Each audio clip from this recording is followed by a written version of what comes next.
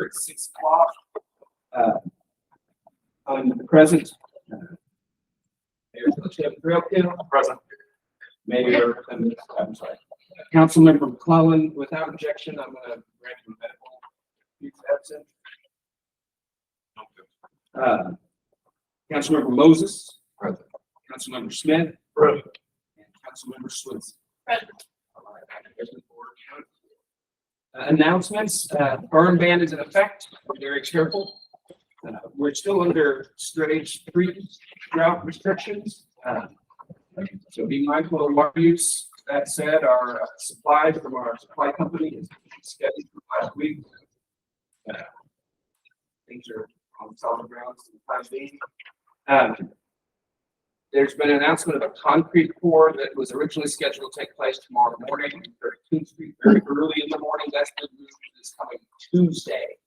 So Ms. Betty, early in the morning next Tuesday, there'll be lights on, there'll be equipment out front for your place there. There'll be more concrete. Okay. I'm asked Laurie to give an update on Councilmember McClellan. She's recently spoken with them. I spoke with Keith McClellan and his wife Gail today, and he sounds really great. He's still in the hospital. It's through his chemo, and they're just waiting for his counts to go up a little bit. So please keep him in your prayers. Thank you. Thank you.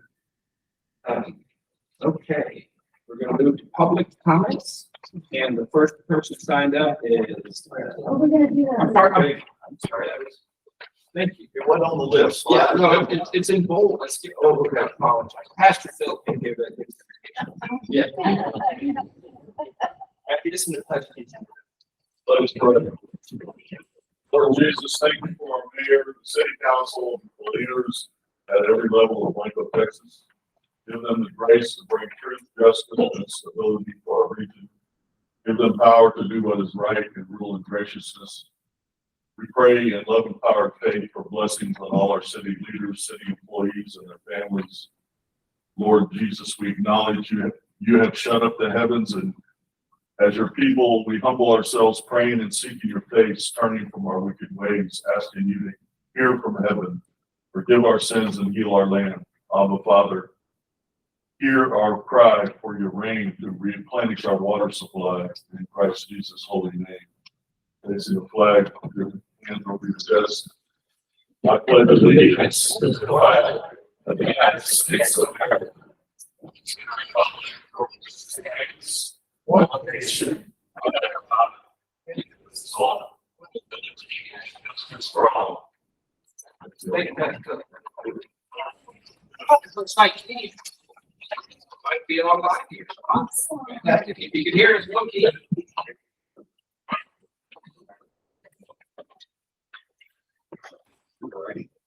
Now we can get to public comments. First one up is Wayne Dodds. Now he is a city resident. Or it's going to be the form.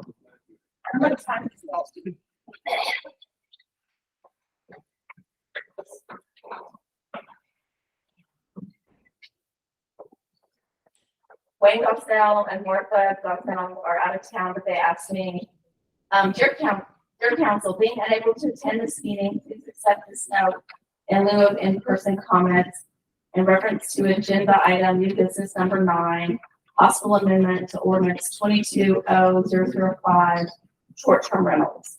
Not knowing what the proposed amendment is, we simply want to remind council that there is substantial public support for the short-term rental ordinance as written, in that 1, it protects Blanco neighborhoods from being converted into predominantly short-term rentals, as has happened in Fredericksburg and many other locations around the country, and 2, it protects neighborhoods from the unwelcome intrusion of transitory unvetted guests.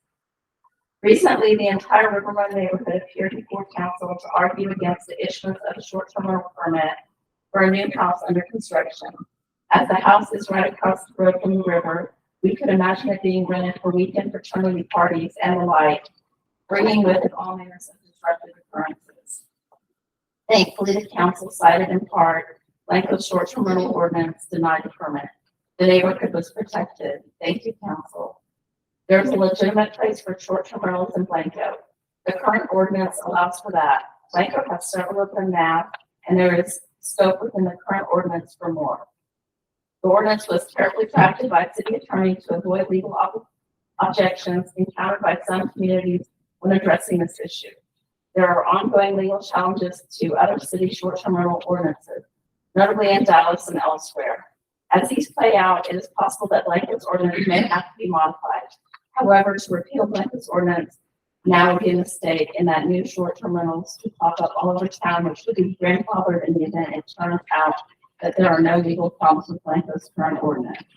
Finally, and how I say it gently, follow the money. Who stands to gain by repeal of the ordinance?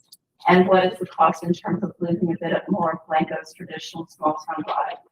We urge council to leave the current short-term rental ordinance in place, or if the proposal is to simply modify the ordinance, please do so in a manner that protects our neighborhoods from the effects of unrestricted short-term rental. Very respectfully yours, Wayne and Martha Gosnell. Thank you. Thank you so much. I have 30 seconds. So you sure you keep time on that? Kenneth Welch is up next.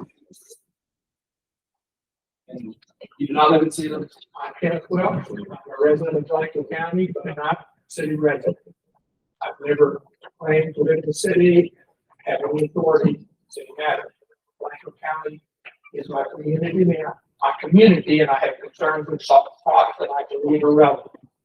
I addressed you during the July 12th meeting regarding the need for full transparency as a US 281 relief route discussed.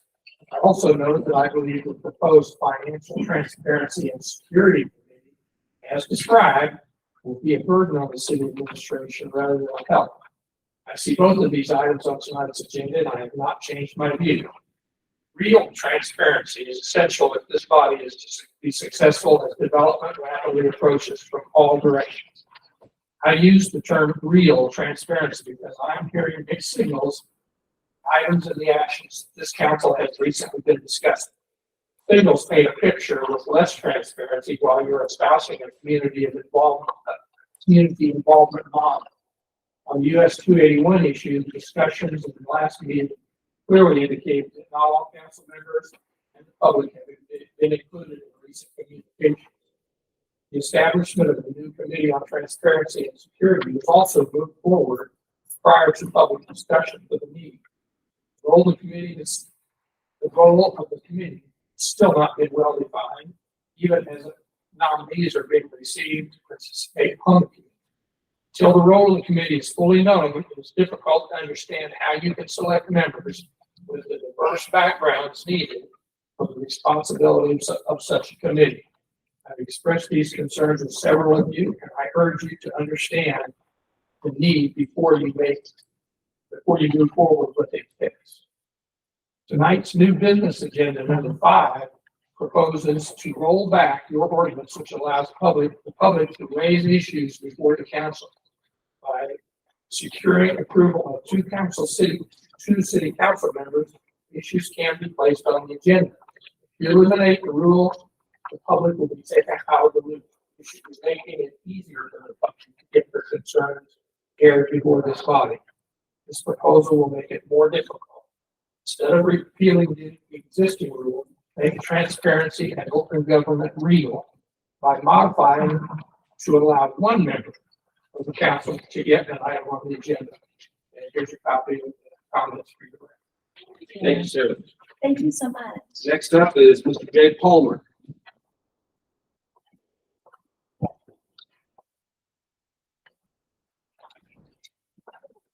Thank you, Mr. Mayor, council members, citizens of Blanco. My name is Jay Palmer. I'm not new to this podium. I've been a landowner in the ETJ, contiguous to the city limits for the last 8 years. And I've been trying to develop that property in a number of ways. I've got approximately half a mile of river frontage on Blanco, and the property goes back to the landing on the north side. I'm here, first of all, for a couple of reasons, but first of all, to kind of celebrate with this council, believe it or not. We have reached a milestone, and we're very proud of it. We have managed to produce our first bottle of red wine from our mayors on the project. And, we have a strong, affection for this community, and we have one way of having loose pants is I can smuggle those in. Our first bottle of red wine has been called, we named it Old Courthouse Red. And we did that as a tip of the hat to the city of Blanco that we hope to grow with. And on the back of it, it reads, Blanco's majestic centerpiece, the old courthouse is the heart of the city. It has served as a hospital, a bank, a school, museum, a newspaper office. Our red is a tribute to this beloved and historic landmark. So I'm shamelessly promoting this and telling you this is something that we're very proud of. We're very excited. We have planted and we'll have a harvest. We started Sunday and we'll have it this next week. Now I will also remind some of the new members of this council that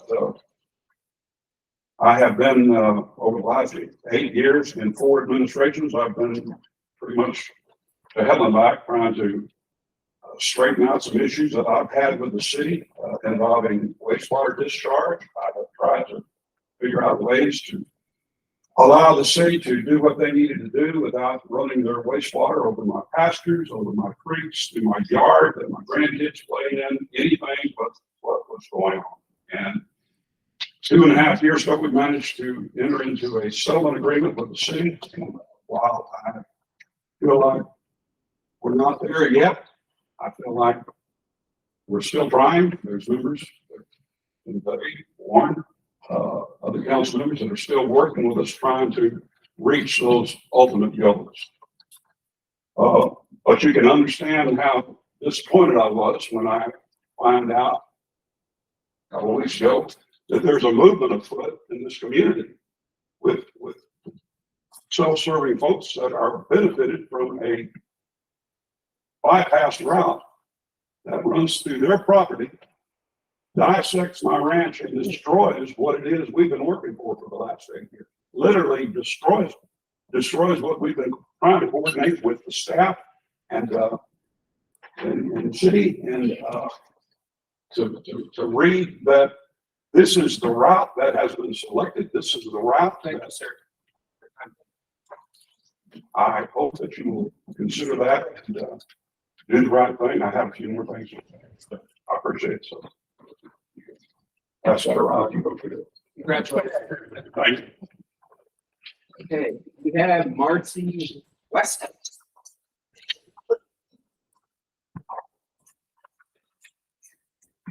Mayor, council members. At last month's council meeting, during the discussion of the review route, there were some statements made that were not factual. And I think that particularly when there's something so great as people's lives at stake, I think it's important, I think it's paramount that we are given information that's true, not false. At the 13-minute, 34-second mark of the discussion, the mayor stated, and I quote, "The fact that is that this route, any way you draw it, unless it's the one we don't want, is entirely outside city limits." So the council's authority is quite restricted there. We can make suggestions and guidance, but we don't get to dictate any way, unquote. That statement is false. And oh, by the way, there is more than one route that we don't want. Here are facts. The route the mayor has pushed for would devastate the following properties. Don and Linda Murphy, 45.40 acres. They are in the city limits. Wayman and Jane Lightfoot, 27.26 acres. They are in the city limits. Colin and Myra Corbett, 39.6 acres. They are in the city limits. Cornelia England, 7.5 acres. She is in the city limits. Ron and Marcy Westcott, that would be myself and my husband, 2.97 acres. We are in the city limits. And Bobby and Peggy Pollock, 96 acres. They are in the city limits. It's hard for me to understand how someone in such an important position on council could not have something as fundamental as the city's boundary correct, especially when it would have such terrible consequences on people's lives. whenever I hear comments about potential relief routes and the alternatives, the first thing I hear is, well, it can't go there because as law-abiding, upstanding, tax-paying citizens of the city of Blanco, it shouldn't go through the Sunset Ridge area either. Because as people who have built their lives there, the residents of Sunset Ridge deserve the same considerations and protections as anyone else in this town. Thank you very much. Amy Arden. Excuse me, I never have been able to shut you off after 3 minutes. Hello, Council. Good evening. I'd like to address the action item number 5 on today's agenda. As y'all know, I attend all these city council meetings I have for the better part of the year. Recently, your meetings have been dragging on well into the night. Many of the agenda items of recent seem to not be so productive, and they seem to be aimed at stirring dissent and strife among the council. Some of them don't even have action items. It seems like you just want to talk to the public. I feel like there's other opportunities for you guys to discuss some of that stuff. And then I was precious to both y'all and the people who are sitting here. I do appreciate the time that y'all spend. I do know personally the sacrifice and how much time it takes. Please also respect the time of the people that are here. And we'd like to try to use this time more effectively. The council passed that ordinance in 2023-005, allowing 2 council members to join together to put something on the agenda at the very last meeting before the election of this mayor and any potential new council members. Meaning the previous council and all those before it, during all of Rick Columbia's term and the entire time of August, did not need this ordinance.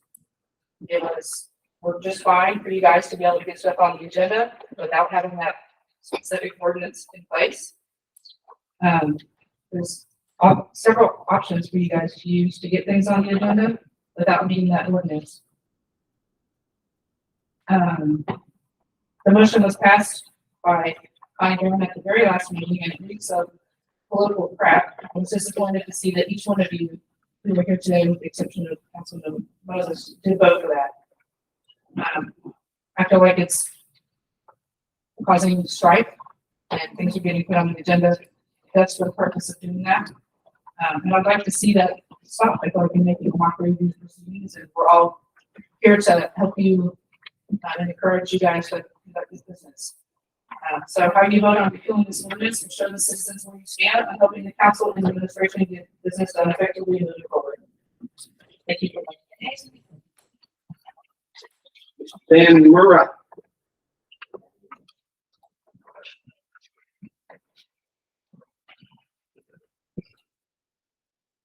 Secretary, you set your title, and we'll be real brief. Okay. Mayor, I just want to encourage you guys to think about the last meeting we had where there was so much worry. Kent expressed it too. So much worry about having people oversee our budget, our finances. I want to ask you, how can you have too many eyes on the money that belongs to the citizens of Blanco? I want to encourage you to rethink that and get with the program and see if we can have some professional look at things, just over the shoulder thing, watch out for this. Because what I saw in the budget last time and this time, I think it was about 200,000 difference or something because of a typo. It would be helpful to have more eyes like this. Thank you very much. Ms. Donna Levina.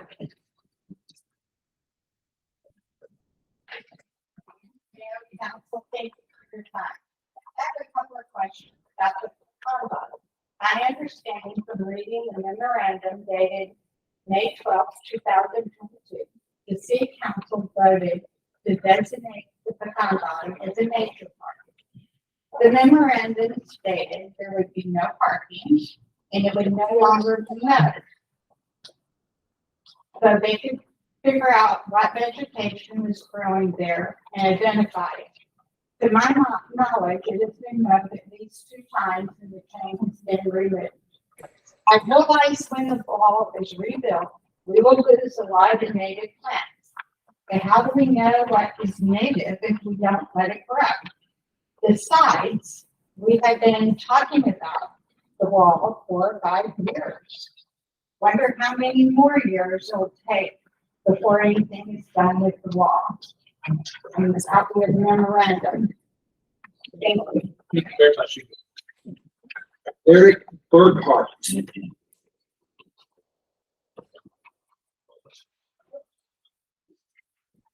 And call it back to this meeting again. I haven't really looked at it, but she's not well and she asked me to read it. So. I'm pretty sure You she- said it in your not, right?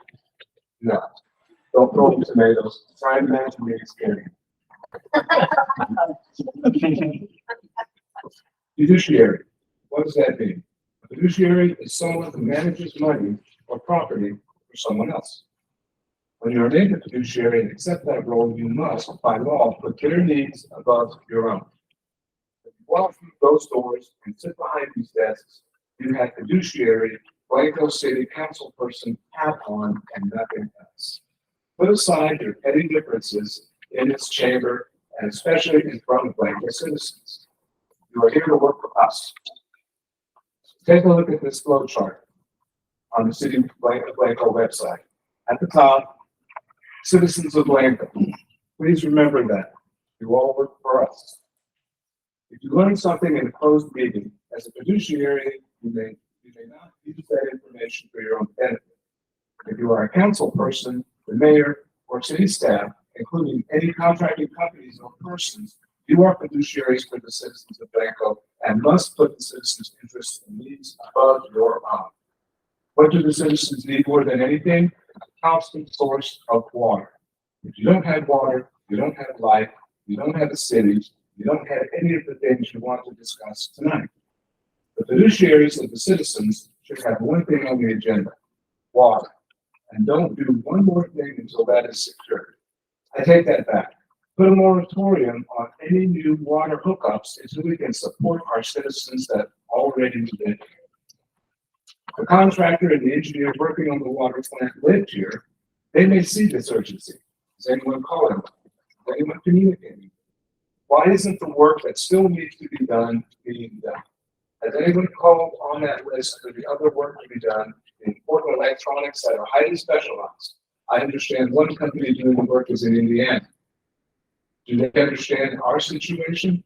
The contractors working on the football field there are contractors working on the football field every day. Please don't tell me that high school football is more important than the lives of the citizens of Blanco. Something I just can't understand. Until we get water infrastructure and drivable roads, raising taxes is a really, really bad idea. Find the funding, it's in the budget, it's out there. Respectfully, Andy Cargill, the Blanco H2O Initiative, a non-city committee. Thank you. Crystal Spiba.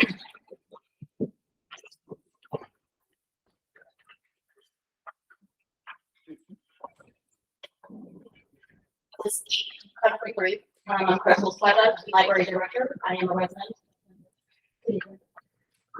Just wanted to give y'all a short update since our last meeting from July 1st to Monday this week. We have added 59 new patrons. So that's including inside the city, immediately outside of the city. That's some wonderful growth that we're having in new discovery of the library. And also from July 8th to present, we've registered 125 kids for the Color Department Imagination Lab. So this is a wonderful innovation for the community. I just want to say thank you again for your previous support and also your continued support for this next fiscal year. Thank you. We have a final one, Peggy Paul.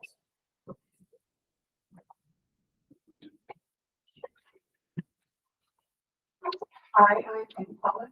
So, first time for the meetings. You live in the city? Yes, I do. During the season. Here with my husband, Robert, and my son, Randy. We are at 96 acres, that covers 281 north of town.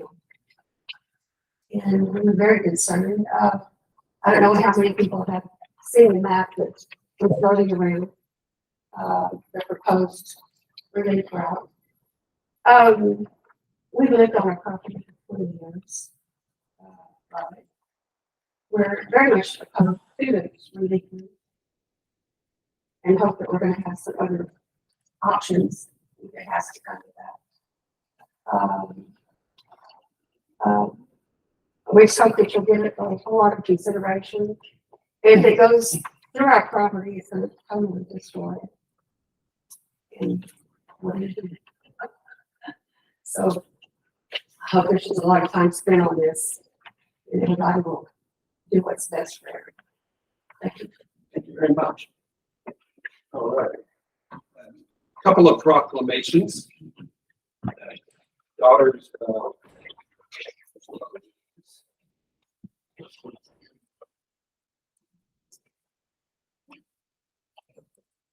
American Revolution.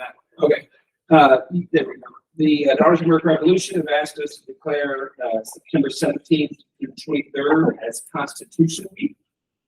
And urge citizens to participate in the observance of this important patriotic event by reaffirming the ideals and framers of the Constitution. So, I'm happy to proclaim September 17th through 23rd as Constitution Week. And next, Miss Betty, will you stand up? Is she still here? She left. Oh, no. Miss Betty, a little bit about her. She told me the other day, I was mentioning Candy Cargill, and she said, I remember when Candy's mom moved to town. So, that's a minute ago. Miss Betty and a number of folks have really asked if we could restart the practice. I guess they used to do it a long time ago, the street dances, just the community getting together. We have some great community events, but they're targeted towards tourists. Nothing really to bring unity to this city. So they asked me to, and I'm happy to. They want to have a Founders Day celebration on the fourth Saturday of March. So I'm going to proclaim the fourth Saturday of March to be like Founders Day. That's not a specific historic day in our history, but it works on the calendar. And ask the city to come together, put aside differences. Let's celebrate our history, beauty of Blanco, the heritage of our bedrock families, the enterprise of our businesses, and the unity of our community. Hopefully it's something that can bring us together. So yeah, the fourth Saturday of March, Blanco Founders Day. We're gonna have a street day. Did you have? Okay. City Hall update. Warren.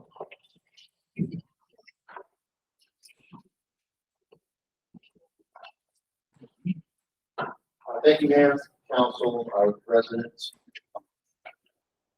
Okay, so, as we talked about tax lot relief route, there's going to be a meeting at the Old County Courthouse, August 28th, starting 4 p.m. Monday. So, we're here to listen to them, and they're going to make some presentation. Financials. So this is the fourth, I guess not really a workshop, but the fourth time we'll be talking about the budget. There's some changes. We'll discuss that further into the agenda. And then next week on the 14th, there'll be approval and adoption of the new tax rate, which will help support that budget. As the mayor said, there's a concrete pour that's going to happen this week. It's going to happen on Thursday. It's actually going to happen on Tuesday. Now it starts at 4 a.m. On 13th Street, and the actual pour starts at 5. So they set at 4. Starts at 5 and goes from 5 to 8. So that's going to be George Construction. If there's any questions, give me a call, and we'll try to work with them. That's what I know. So we're still in stage 3. I think there's been a lot of questions about what our levels have been at the tank. That actually, no, that's not the tank. That's the tanks have been at a somewhat normal level, 14, 17 feet, which the optimal around 20, but they have been keeping up. So the last couple of weeks, obviously we had an issue a few weeks ago. So the levels have normalized, and then our tanks in town have been awful. So the pavement restoration is finished. That's not to say that's really finished, but we had hired Tide Milling to do the work. They are completed that. We have been having some of our public works guys do something called rock asphalt. So the new materials you've seen like if you've done a field on 13th or even on 11th, you may have seen some around town. That's just a rock asphalt. It's not really a cold mix or hot mix. It is kind of a little bit larger rock. And it seems to be working, and if it isn't working, let me know. And what we're going to plan on doing, depending on how we get budgeted, if we get the extra person to start doing the potholes, we'll have a pothole hotline. So we're working on that, but that's really the big thing. I think that is it. Always short and sweet. Thank you very much. Thank you. Alrighty. Chief Rubin, Police Department report, please. Good evening. We'll start the numbers. So just since the last meeting, Lieutenant Thornhill graduated from the Leadership Command College. Also, Facebook, that's no easy task. There's about a 2-year waiting list to get into that, and be selected to go 3 weeks at 3 different universities in Texas. They have to write a white paper for that. By the time they go, it's a publishable. Good accomplishment for him. We're proud of him for completing that. One thing awesome else to mention, but school starts next week. So school starts next Wednesday. So just be careful when you're out on the roads, traffic, and kids. And we are working with the school district to plus up our presence at least in the beginning of school, and we'll see how long we can sustain being present at the school. On the monthly statistics report, you'll just draw your attention to the third category there of arrests. We added a category for emergency detention. We had not been capturing that before. When I started looking at comparing other agencies, they were including those numbers in their arrests. It's technically emergency detention is arrests. I've never categorized them that way because it's a totally different process, but I thought it was relevant to start including that number. So it's not that we haven't had any up until now. It's just that those numbers were not captured in this report. Traffic numbers are up, continue to be trending upward. So report. Thank you, sir. Pardon, Chief. The emergency detention, is that something we would do on behalf of another outfit, or So what is that? So emergency detention is it's a mental health issue. And as much as the state of Texas and residents don't want police involved in mental health, under Texas law, the only person in the state of Texas who can do emergency detention is a police officer. So EMS, whoever gets called out, if someone is having that traumatic events, normally they're a danger to themselves or others through self-harm or harming someone else because of different issues, then we do an emergency detention. We do an emergency detention, we transport that person, we deal with MHPD mental health, find them a bed. If they do or don't have insurance, it kind of changes that whole process. But that's when we transport them. Typically, if we're lucky to a mental health facility there. Your emergency detention, they can hold that person up to 72 hours to do an observation. Within that 72 hours, they determine they just need to get a lot of times people are off their meds, they get them back on their meds and they're okay, or they need continual care. So that's what emergency detention is. So not a new phenomenon. We've been doing it for a long time. It's just, and some agencies consider it an arrest because it's actually, we are taking them into custody. So technically it is a warrantless arrest, but it's not for a criminal act. It's for a mental. Thank you, sir. Moving on, the consent agenda, there's only 2 items. There's the approval of minutes from July 11th and July 19th. I haven't found anything that jumped out at me as well, if I have any. I have one correction for July 19th meeting. It shows me as present, but Oh, That's text. that's Anything else? That correction.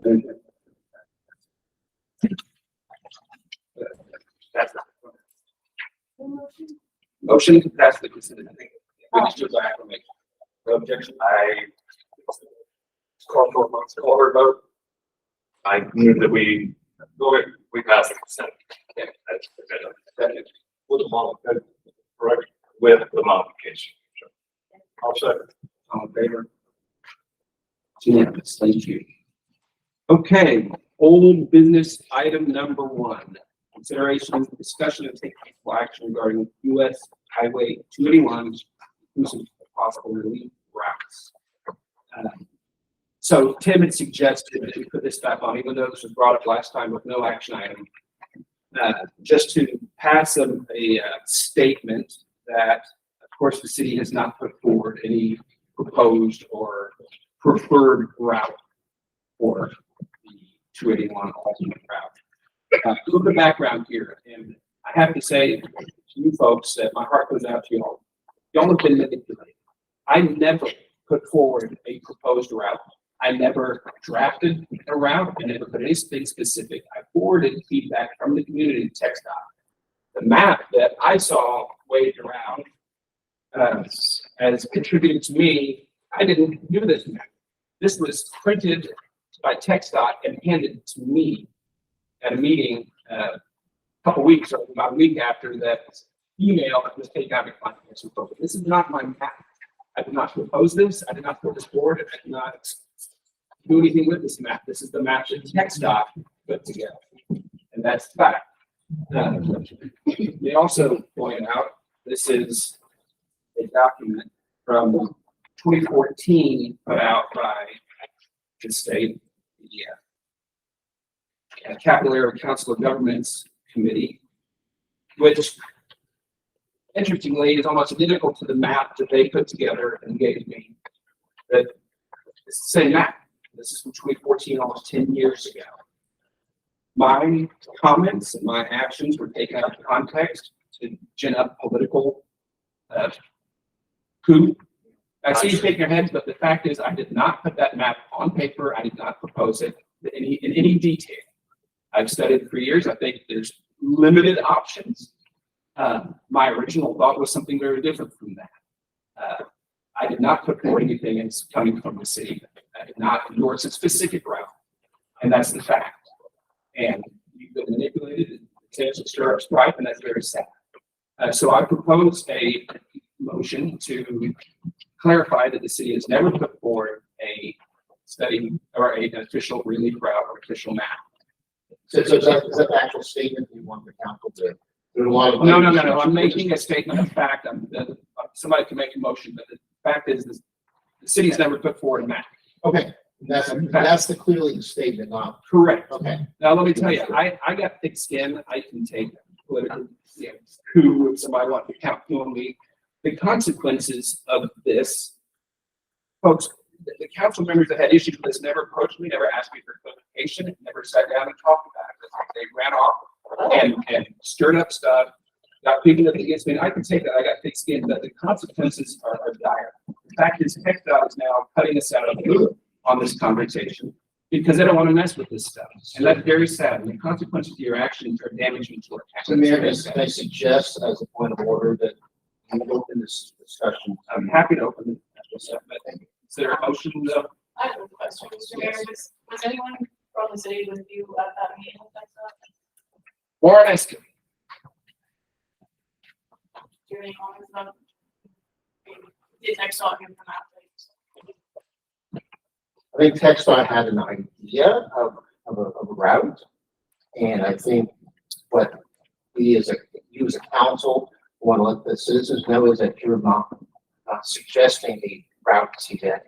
I think that's what you need to focus on, not where the work came from or who's pushing what. It's just that the council does not have. And you saw them hand me this map. What date was that? That was the 12th of June, I believe. I can look precisely.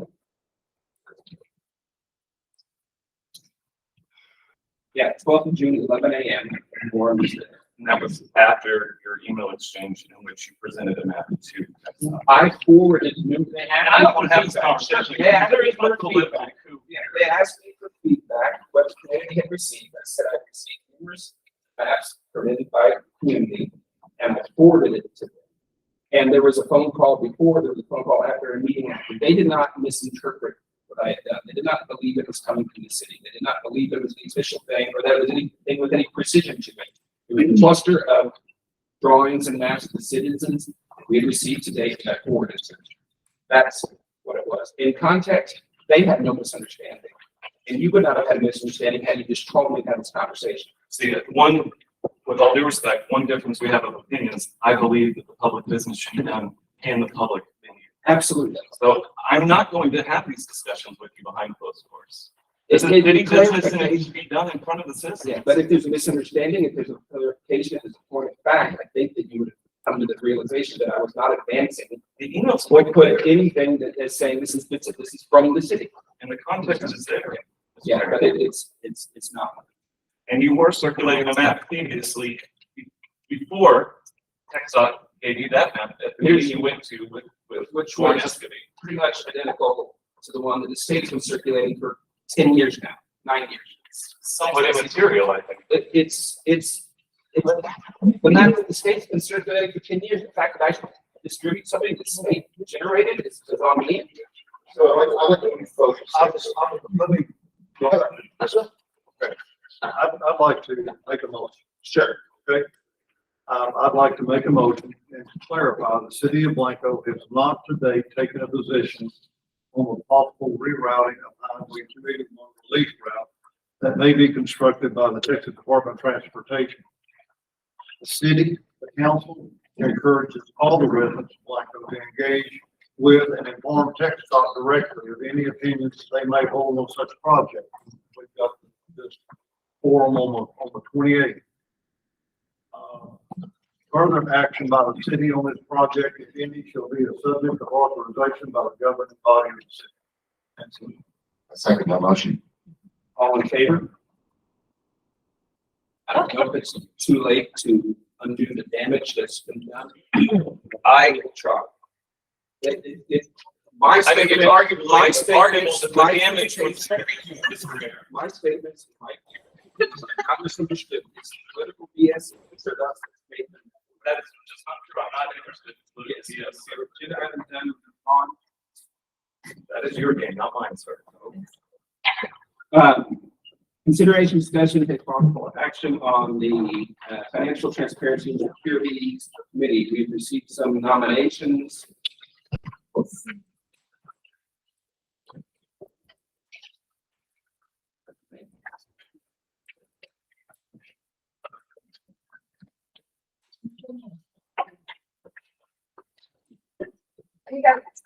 I know, right?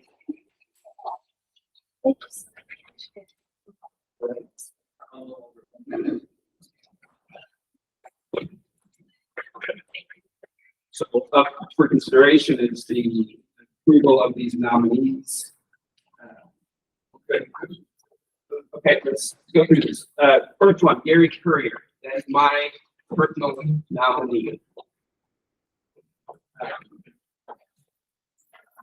Dana Bundick is an at-large nominee. At-large nominees, so council can consider. So we have 6 through. She's the co-owner of KNC Supply, and she's the former city finance director. Judy Raven, owner of Esperanza Winery, is, I believe, Councilmember Moses's nominee. Yvonne Ramsey, I don't know her. She's the one that was sent in, is that right, Warren?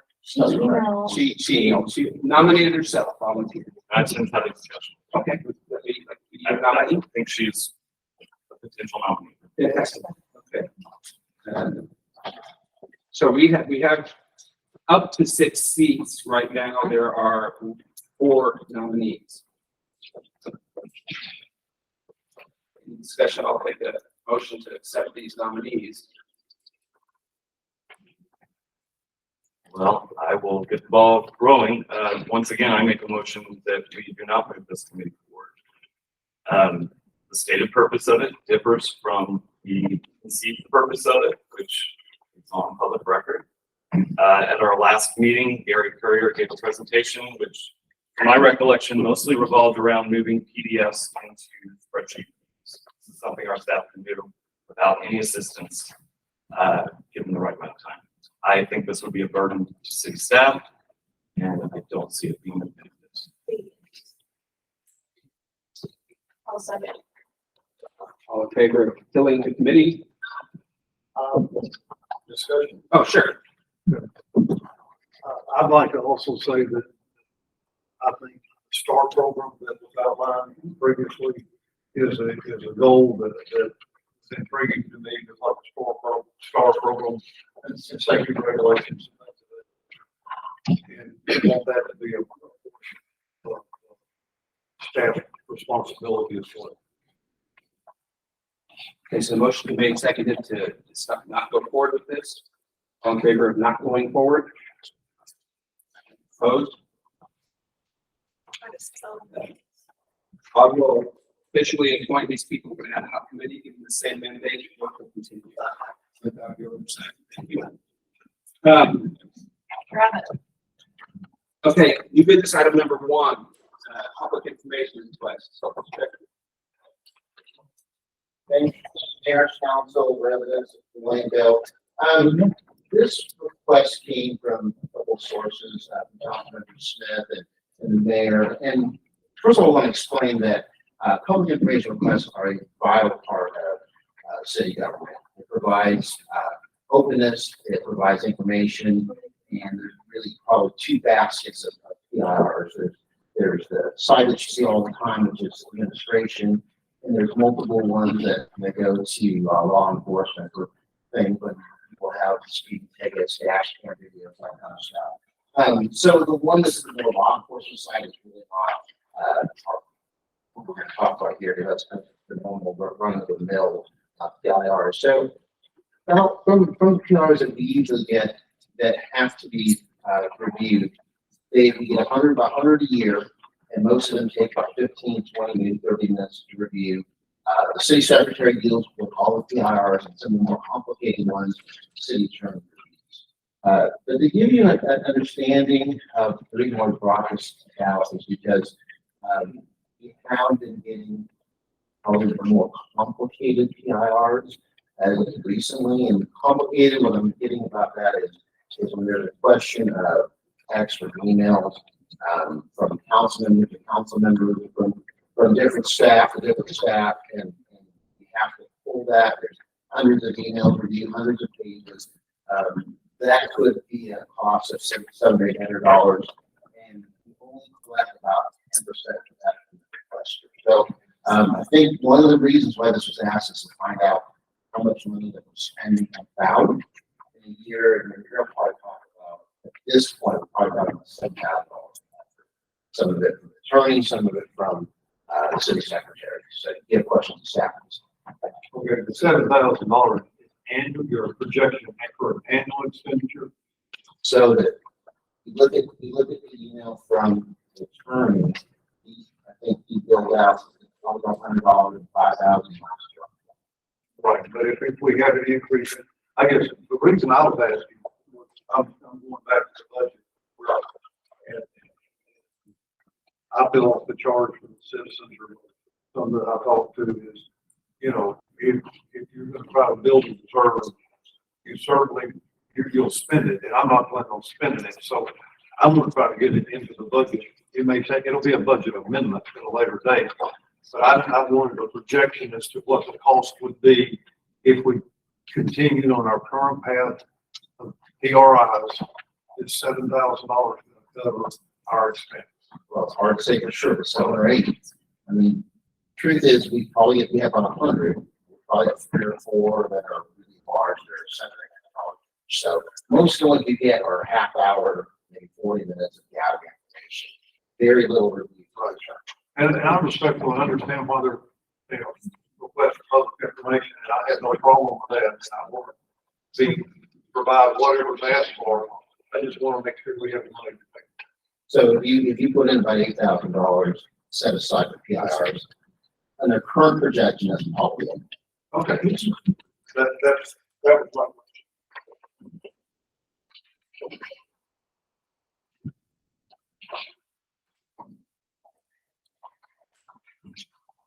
Any comments, discussion, question?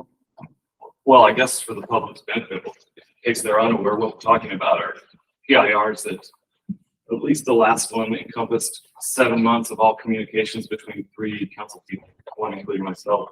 And it's certainly within the citizens' right to do that. And I certainly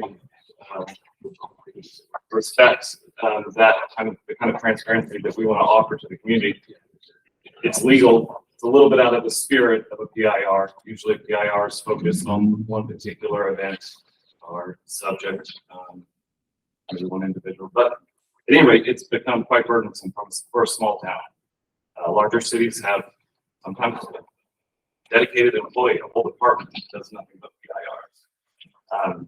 And we can recoup some of the costs, but not all of the costs. The attorney fees that are involved, as far as I'm aware, are not recoverable from the public. So it's financially burdensome for a small town. The recoverable fee is my understanding, is 25% of the city secretary's time, and nothing. So that's what we're talking about. Yes. And, you know, that it's regrettable. There seems to be this arms race or something takes place, and one side is this, one side is that. I would like to, at least as much as I can, from my position, anybody that thinks they're helping me by doing these shotgun PIRs, I'd like to ask them to back off the ledge. Not against open record of government at all, but these catch-all, try to drag something up and fish something out that's to be out of context or whatever, it doesn't seem to be beneficial. And what it does is it trains us just simply not to put things in writing, which is sad as well. Yeah, my life's an open book. I'm always talking to everybody. PR right there, it's fine, but if you're doing that, you think it's helping me, or you're doing it to support anything I'm stand for, reconsider. Be more precise with your PIRs. It takes up a lot of time. I don't know if there's any action to be taken, Councilmember Smith, but I do agree with you that we should. My goal was. Get that number. Get that number so I can put it in that budget. Yes, sir. And figure out where it's going to come. I agree. So, no more discussion on this item, no action. Okay, moving on. You know, I thought I was wrong one time, but I was mistaken. But I made a mistake. I skipped somebody that had signed up to speak. I apologize for that, and I'd like to give Sarah the opportunity to come and take your 3 minutes if you'd like it. Ma'am? I'm fine. Thank you. Yeah, I apologize. Thank you. Okay, item number 2. This is regarding the lift station grant. Good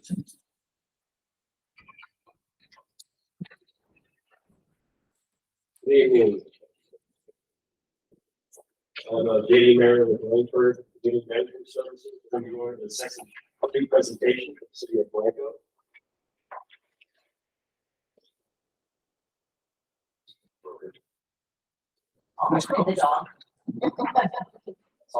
While we get this going, I'll go ahead and get started. The city recently received the following grant for the CDB 21046. The award amount was $146,900 for a project to install a 125 kilowatt generator to run the main lift station for the city of Blanco. The grant is funded through the Community Development Block Grant, the U.S. Department of Housing and Urban Development, Texas Department of Agriculture. As a condition of the funding, the city must comply with Section 3 of the Housing and Urban Development Act of 1968. To the greatest extent feasible, grant recipients must direct economic opportunities generated by CDD funds to low and very low income persons. In part, this means ensuring that Section 3 businesses have information to submit a bid or proposal for the project, and Section 3 workers have information about any available job opportunities related to the project. For precise definition, CDX CBDG Policy Insurance 20-004. A company may qualify as a Section 3 business if it is owned by low-income persons, it is owned by Section 8 assisted housing residents, or 75% of all labor hours for the business in a 3-month period are performed by Section 3 workers. This is the website where you can register for Section 3. Section 3. The project is expected to include the following contracting opportunities. Grant administration services, previously selected. Engineering services, previously selected. Construction company contractor, previously selected for the award in the 2020 PA grant contract. You may qualify as a temporary worker if your annual income is below the county threshold for your family size, you're a current or recent youth build participant. Register your information and search for opportunities at workintexas.gov, HUD Section 3 Opportunity Portal, CIVCAS, Minority Women-Owned Business Enterprise. And this is a map of our Section 3 workers that reside near the project locations. So Langford will be tracking all hours worked on this project based on 3 categories of work. This will require, we will take care of and collect all the certain income information, all workers, all Section 3 workers, and then our targeted Section 3 workers inside. This last part is just our reference of the policies and stuff. Looks like familiar language that we've seen before. Yeah, about a few months ago when I presented probably. So with every grant, CDBG and HUD want you to know this, and so if we've got any of these things, we want to put that out there. But we will be doing all the collections of that. City's not, we've already hired us for that. And the proposed resolution is. The proposed resolution is for y'all's citizen participation plan. For the civil rights. Yes. So there's a lot of policies previously that you guys have already passed in the A1013, so we're proposing to adopt this one with the change that you can, instead of having to publish all your, public hearing announcements and everything, you can also post. So that'll save you guys money. But you previously passed that policy in the past if you wanted to keep it published. You can leave it like that. You can go ahead and practice. Post in the news, in the past, we posted in the newspaper, but this would change it to where we publish it online. Yeah, Right? you can post at City Hall and post on your website and then you can do that. And we just have to pass the resolution. If that's a part of the requirement of the grant. You're not just dangling that in front of us. Huh? No, it is. Yes. Is it a difficult threshold to meet with what you just described? So TDA is having problems collecting all the Section 3 income data and everything, so they have to put it back down on us, so that we will start monitoring the workers and administration and also that we can collect and produce them. So we're hoping that this idea of their. And I seem to remember, and I hope I don't misspeak more, but Councilmember McClellan, the last time perhaps she gave the presentation, asking if one could expect that the quality of the project and the work will be the same regardless of any requirements of the workers. Right, except your standards are going to still be about the same. The city has to accept the site. If they're not happy with it, then it needs to be done. And it's also And this specifically about low income, economically challenged, go beyond that and categorize preference. No. So if they happen to be hired, then we collect the data income. But we all know, a lot of the construction companies already have their workers. They're not necessarily coming in and saying, hey, you got any Section 3? If you guys know of somebody and they're needing a job. It's a part of the. Any questions, discussion?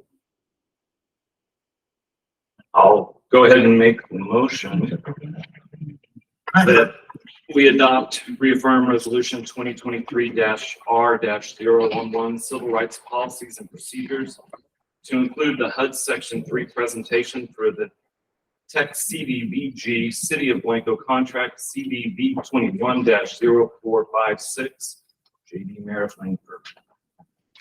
Motion. Second.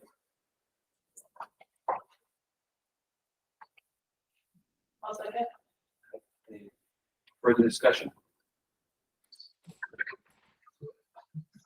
All in favor? Recuse? Thank you very much. Thank you all.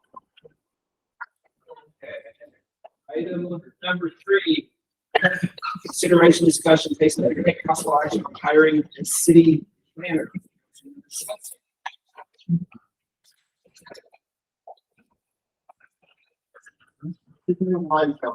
I'll go ahead and get started, explain what the building is and new business.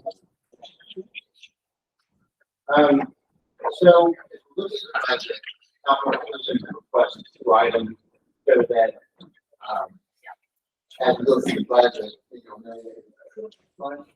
disposition or, so request is for part-time planner, if there's about 5 hours a week, with lead the planning commission, review, different plans, things that come in, but then also to really focus on a little bit more actual planning, than we do now. But things like looking at the sign ordinance, things like, how the planning commission comes up with information, how they deal with the public, and more education on what planning is, and, maybe working at sign ordinance, working on just different types of comprehensive type planning. So that would be the reason to really take a hard look at hiring a part-time planner. We still have the meetings, something like this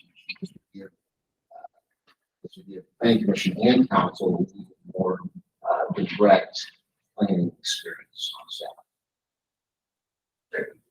Thank you. So the reason I wanted to bring this forward is I feel like the top priority of this and for me is to retain this.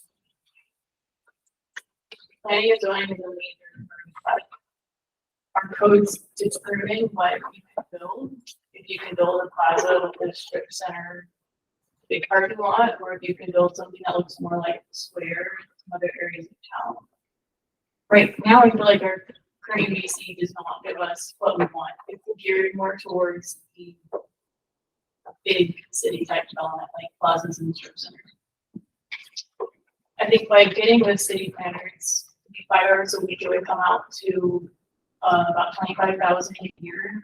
I think we can cheaply and quickly start updating our UDC slowly, getting it to where it wants to be, and also helping us update our master plan. I feel like we need to do it now before we get another developer out here that wants to develop something. We're already seeing Seven Oaks, Los Altos, the new green one development. I feel like it's coming and we need to get our UDC updated. This that is great. Go ahead, give us. Thank you. I've got some questions. So one of the projected $25,000 a year, any portion of it is recoverable from the. So the truth is we don't have a lot of development yet. And probably a little bit is recoverable. I would say maybe 20-25%. I don't want to tell you that it's all recoverable. If there's plan review, things like that, yes, it's recoverable. But probably you're getting it from me for to educate. When you say plans review, you're talking about developmental plans or construction plans? Developmental plans, things like driveways. So, but when there's a building permit, it's applied for, Veritas does a review to make sure it's in compliance with our ordinances. In this plan, we don't. Okay. But what you might get from this plan versus what we're getting now is like updating the sign plan, updating portions of our UDC, which just haven't had time to do. Right. And the players here, if you'd like to ask any questions. Great. Hey, Council? I think the world of Mr. Milan. We're talking, we've had many conversations before the mayor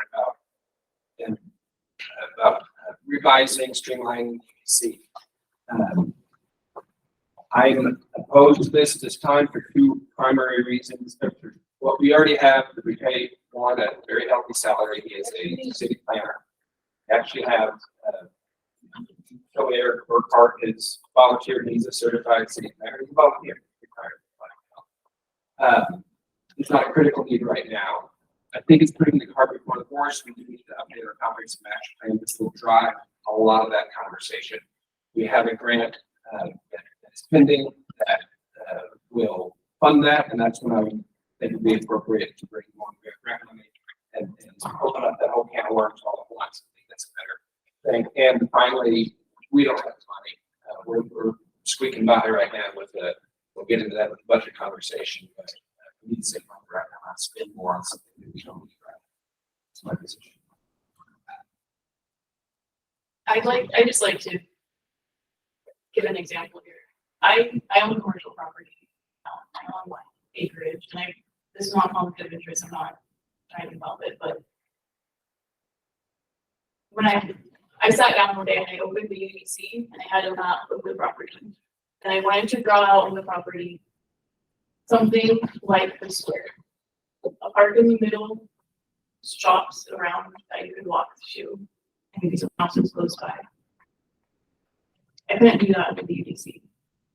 I had a front setback of 40 feet. Myers building, for example, is about 5 to 10 foot setback. The minimum lot width is 100 feet. Look at a pizza place, 25 to 35 feet. But why are we making places be 100 feet wide? Huge parking lot. And on the flip side, I'm pretty sure if I submit my plans today, I can build a Home Depot there, strip center with a big parking lot. And I just feel like we're taking time on. The minute someone submits those plans, we have no. I think we need to get on top of it now because we need. The Home Depot Plaza is not small town. To be able to develop like Blanco. And I'm worried it's just gonna come and we're gonna be too late.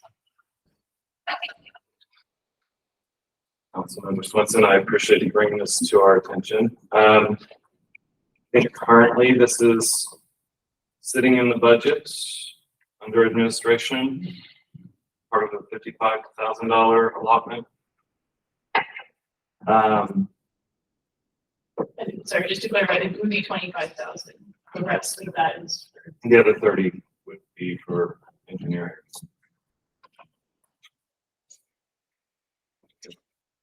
Clearly a need.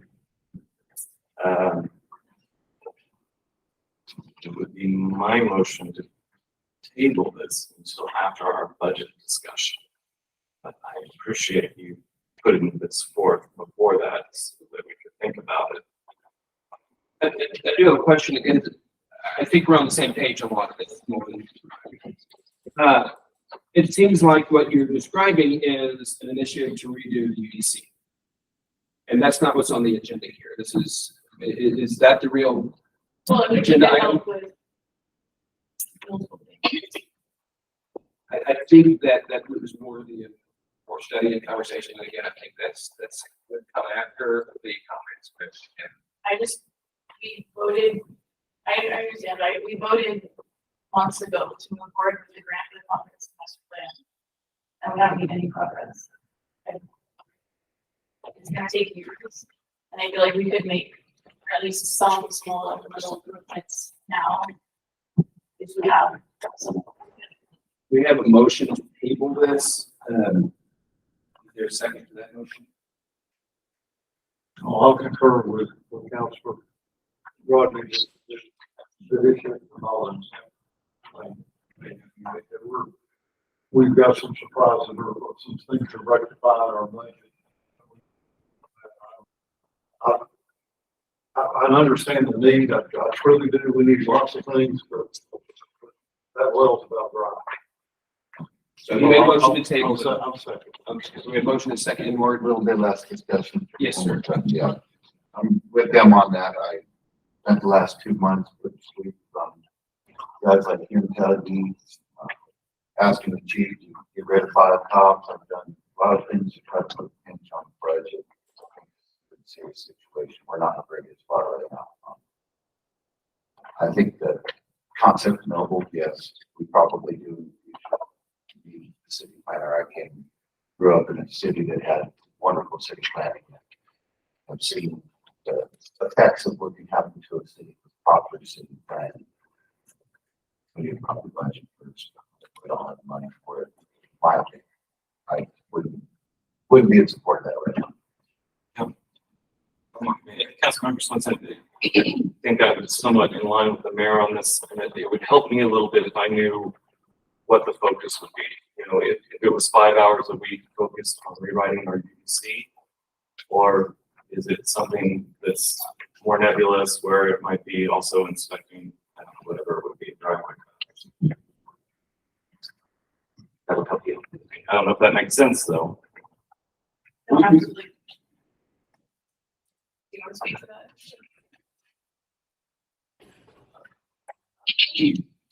The mayor, council, members of the committee, my name is Brandon Land, city planner. It's a pleasure working with the community in the past. Here, my background, I was planning director for City of Oberty, planning director for City of Leon Valley, Oklahoma City, Midland, and Seymour as well. And the role of a city planner, it's lots of things. It just depends on, you know, in a case like this, the time comes now, if the time comes in the future, I'd work with the council to probably identify some objectives. 5 hours a week may not seem like a lot, but it can go a long way. City planner, it would be like kind of a small little increment of what you get with an actual planning director, which is somebody that can field questions from the general public, be a resource for developers you do want to work with, or the community when they have questions about navigating the things you currently have. It can be somebody who can give assistance to the city manager when trying to people with larger issues. Get through a plat highway. The legislature did a lot of crazy stuff this last legislative session that terms that puts the onus on the city. So when plats come in, cities have a pretty quick timeline. So that's something that I specialize in. Some cities make sure they meet the requirements so they don't get into trouble with developers and things in the plat highway. 1 week may be kind of crazy. You may get a couple of plats, and for the state law, you got 10 days. So you're stuck with it. Potentially, try to get talk about that, check 45. So some weeks may be kind of crazy. You need somebody to help with getting the plat process. You may get a zone change that's really controversial. Some of those things can make things crazy. So also have a planner that can help navigate, help like it is, and help navigate the process. And then maybe there's other weeks where development's a little bit light, and you guys want to make some progress on the UDC. As y'all know, there's different ways to do a comprehensive plan. You can create a huge War and Peace comprehensive plan that some of our neighbors down the street, like Cibolo or Bernie, do. Bigger communities, they need a big comprehensive plan because they have a lot of issues. My experience, little communities like this, you don't need the War and Peace. You need something simple and concise that gets the job done. It's got a future land use plan and a thoroughfare plan. Those are the two most important things. You need a thoroughfare plan that tells developers when to dedicate right away on a plat, so the city gets that. And you need a future land use plan that says when the zone change makes sense and is good for the community, and when the zone change is way out left field and it's not a good thing. So those are your two main things. And so, yeah, if you guys want to do a huge War and Peace comprehensive master plan, that's going to cost you a lot of money. And frankly, I don't have any consultant. One person shop, and I like to keep it small and work with small communities. If you guys want to do small incremental progress, that's something that staff can do a lot of the times. When you have staff like Oberty or something like that, then staff can work towards working with the council, working with the community, come up with that fusion. That's simple. That's $500 to $1,000 job, at least if you're hiring a player like me, not one of these firms that are in the big glass towers, vice president. So that's simple. That's something that can be done 5 hours a week increment. Same thing with the UDC. You can make, we're coming up with a work plan for council and staff, you can come up with a work plan, and you can take some incremental bites and take EDC and maybe work with what you got, or start to work on taking the transmission out, carburetor in here and there. It really, there's different ways to comprehensive plan, and there's different ways to preview your codes. This is, I think this is, you know, kind of an incremental approach right now, rather than waiting and doing it. Thank you. I have one question. Is that if, and I know we don't get a lot of pipes right now, if there is one of those weeks where our administrator can't handle it, would we be able to call you to piecemeal if we don't have this retainer here? Always. So here's probably a quick spiel, elevator spiel. Consultants like me, I've got 3 months down the road, I'm self-employed, I gotta figure out how to feed my family. And most consultants, they build in about 30% for business development. I'm told my rate's $144 an hour, that's why I need to feed my family and go out there and sell and kick tires and do all that kind of stuff, because there's a lot in that. So what I'm trying to do with cities is say, hey, if you can guarantee me time, I can put that into my cash flow. I'm gonna take that 30% and give it back to you at $96 an hour. I don't think you're gonna deal with my anybody at the same time. Thank you very much. Thank you. There's more question.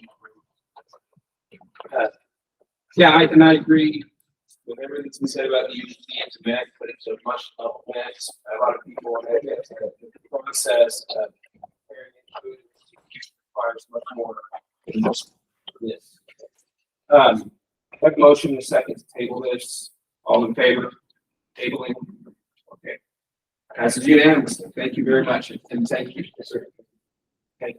Item 4 on the 21 overlay backbone, I've been asked or advised by council to bump that to executive session for now.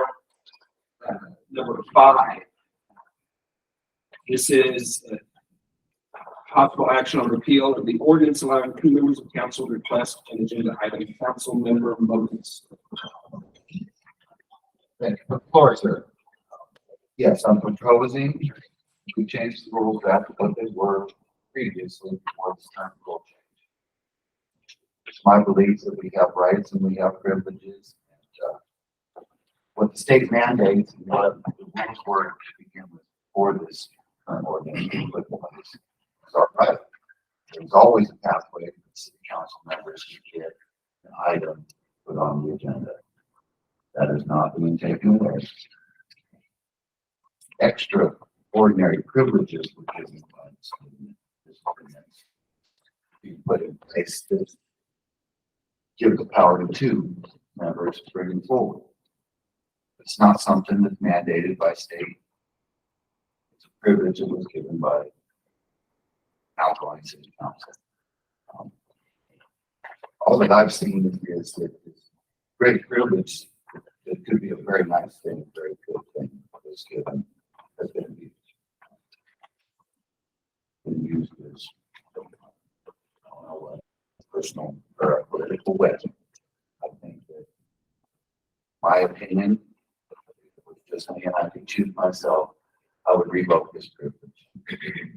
I'm asking that consider going back to the state mandated rules that require 3 city council members to bring something forward, which, as far as my understanding, will correct me if I'm wrong, 3 city council members can ask for a special meeting.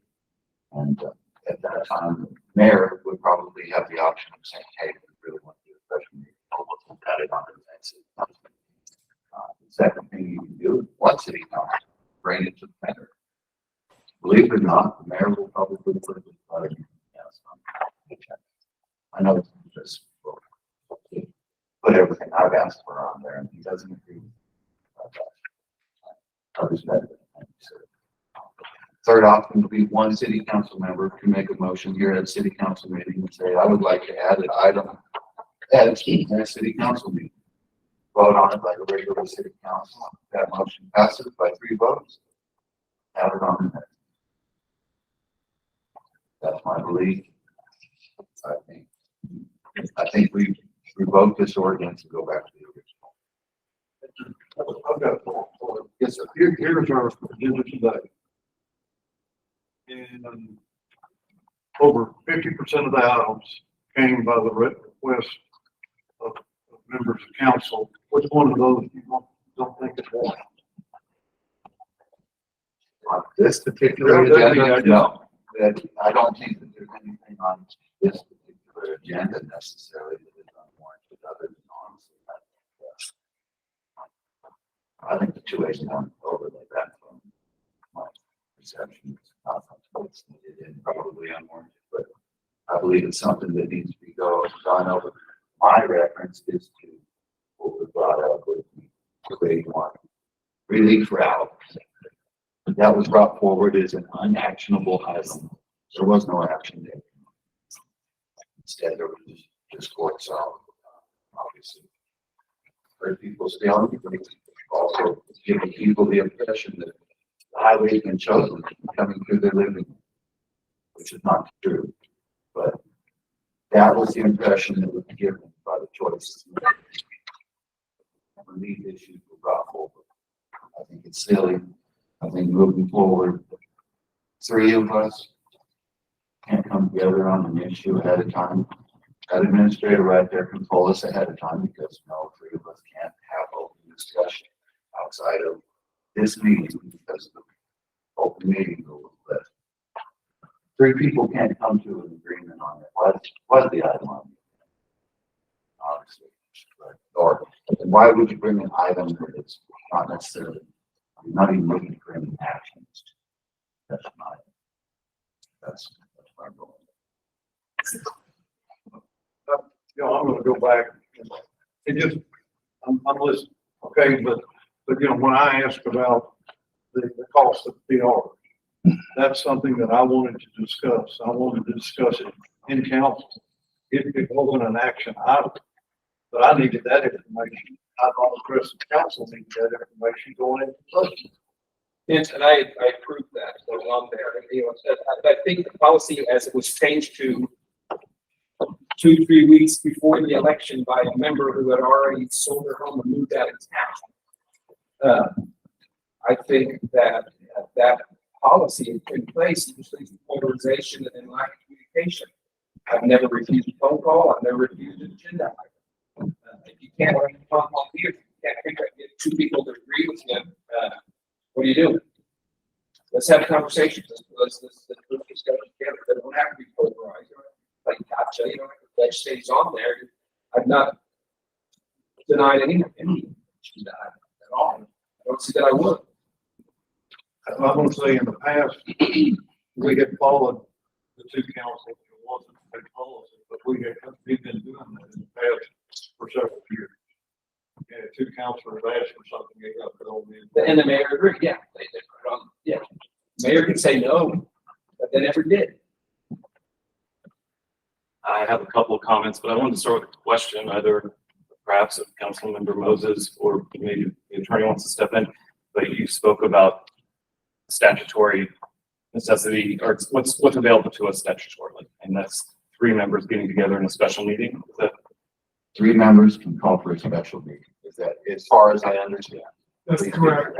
If they do, the mayor must call, by statute, the mayor must call a special meeting. The 3 members asking. Can that be put on just a regular agenda? If the 3 members, I mean, can they agree this? So if the mayor were to respond and say, gosh, we really need a special meeting, agree to put it on the next agenda.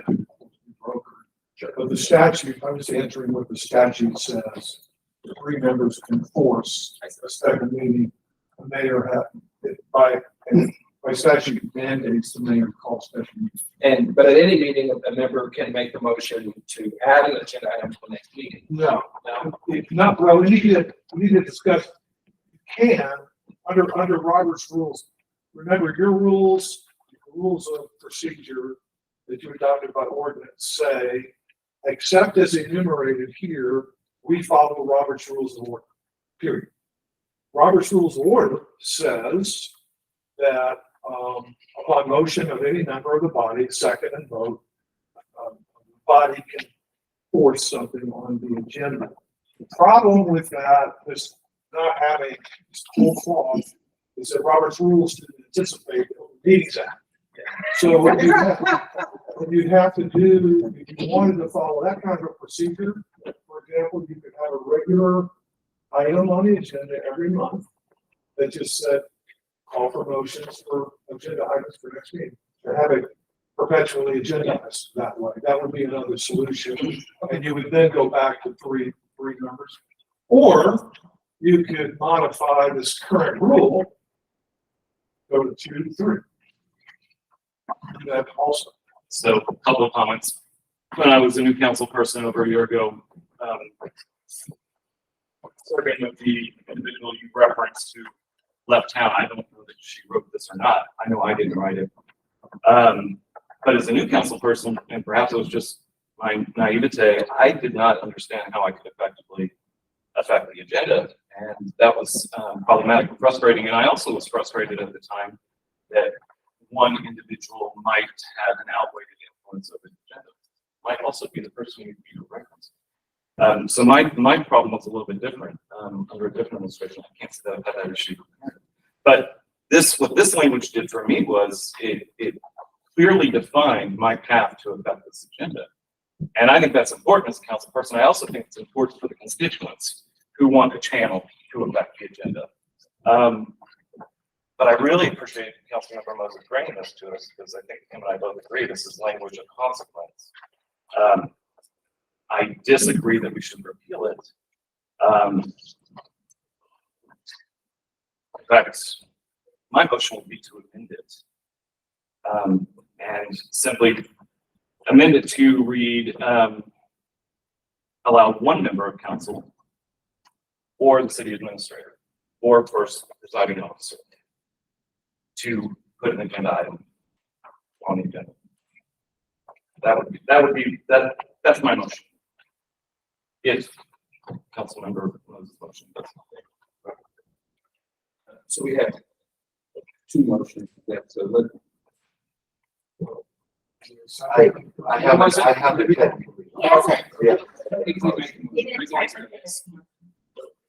I opened it up for discussion. Is there a second to the motion to make it one member?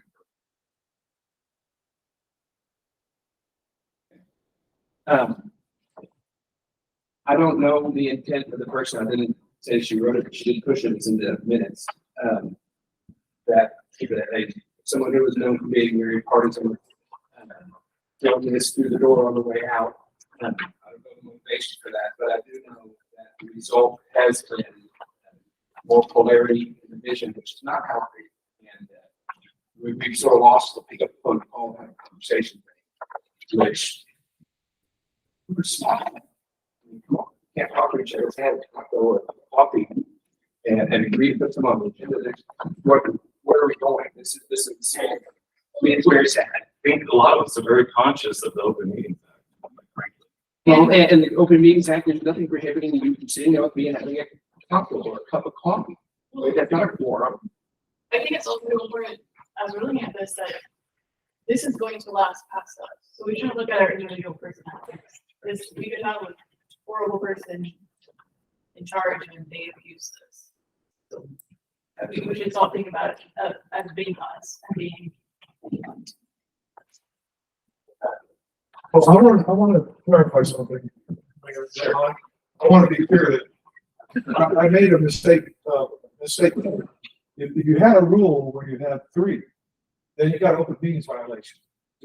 We can't do that because one talking to another, what we call a walking quorum, where we violate the law and we get in all sorts of trouble with the AG and ourselves and the citizens. So, as I recall, I'm just speaking as the attorney, the discussion at the time, putting aside the politics of the discussion and my recommendation at the time was, if you're going to do this, then make it at least 2, because 2 people talking among council is not a violation of the Open Meetings Act. Do you see anything in violation or suspect or unethical about me sitting and having a conversation with any council member? As long as you have that one conversation with a council member, and then you don't go down the street and have the same conversation, asking one member, gee, will you put that on the agenda? Okay, thank you, yes. Hey, will you put it on the agenda? Oh, thank you, yes. That second conversation is a violation of the Open Meetings Act. Yeah. So, to answer your question, no. not if it's stayed at that one.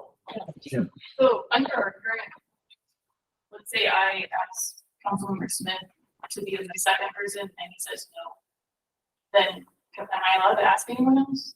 Or is it just I can't go on the agenda then? You always ask the mayor though, right? Or the city You always administrator. ask the mayor. Yeah. I'm just saying, because that would affect my decision if we had two No. members or one member. No, So you like, cannot. okay, so I can't. Yeah. So Because I you've I have to now make good. consulted with, already consulted If with. she consults with me, and I say I'm not in favor, and then she consults with the mayor, isn't that the third party? No, because by law, the presiding officer, she can contact the presiding officer under the statutes to set a meeting agenda. And I would just submit for, as you had indicated, Councilmember Swenson looking for posterity and taking personalities out of it. If I were a council member wanting to put something on the agenda, the first thing I would do is call the mayor.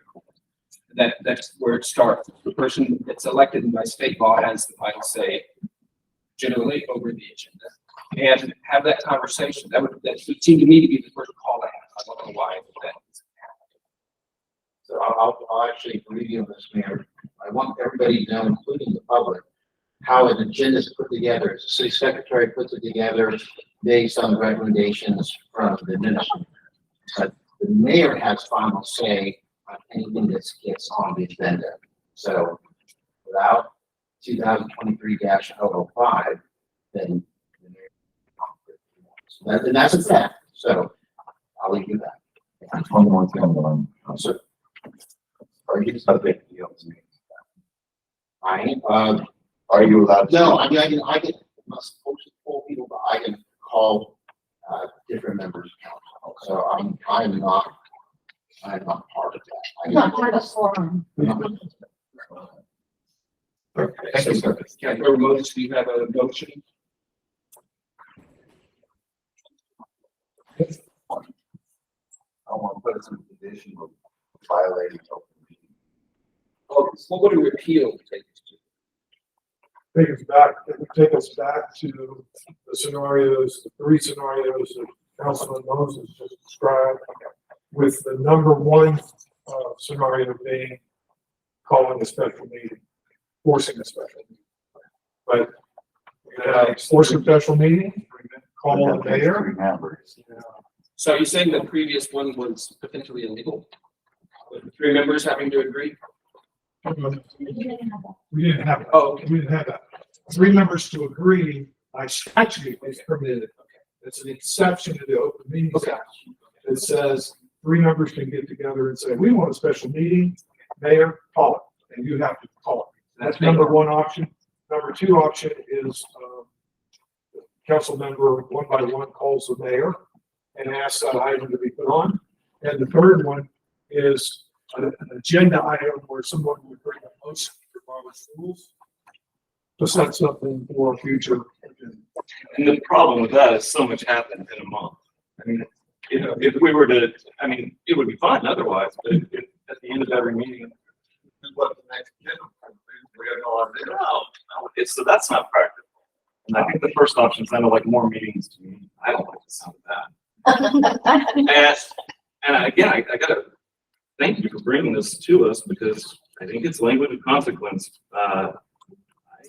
It's difficult for me to understand why any council member would give up this mechanism to affect the agenda on the part of the citizens. We may just disagree on it, but again, I have a motion ready to. So, Brian, honestly, don't like how this has to be structured, but I'm gonna make a motion that we keep the rule in place as is, so that we don't be put in a position that we are in violation of. Honestly, I urge, beyond the motion, I urge the members of council to be responsible for these issues, but I do see problems with changing the rule to what I'm desiring. He said there's an exception to the open meeting. Exception to the open meeting. That would allow that. But somewhere we have to discuss with two other members.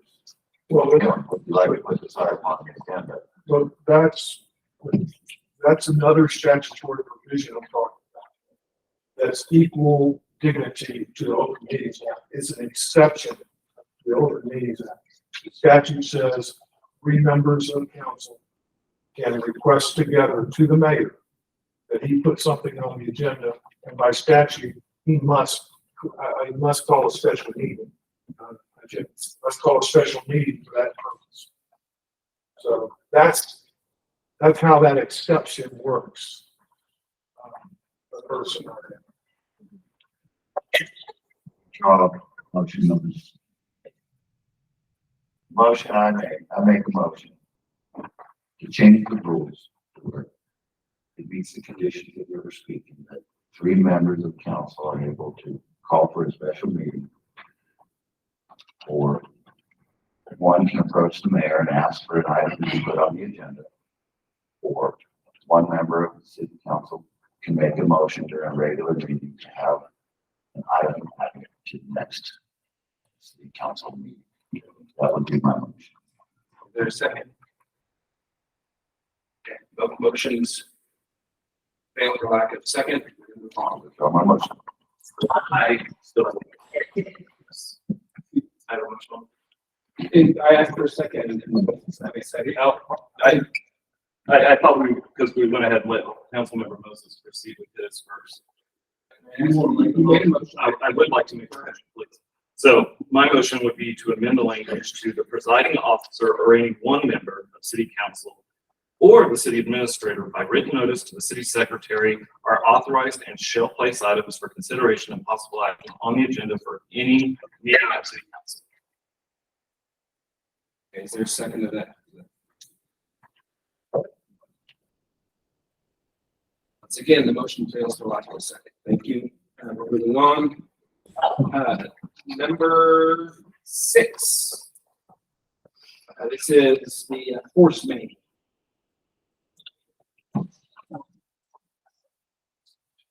Got that.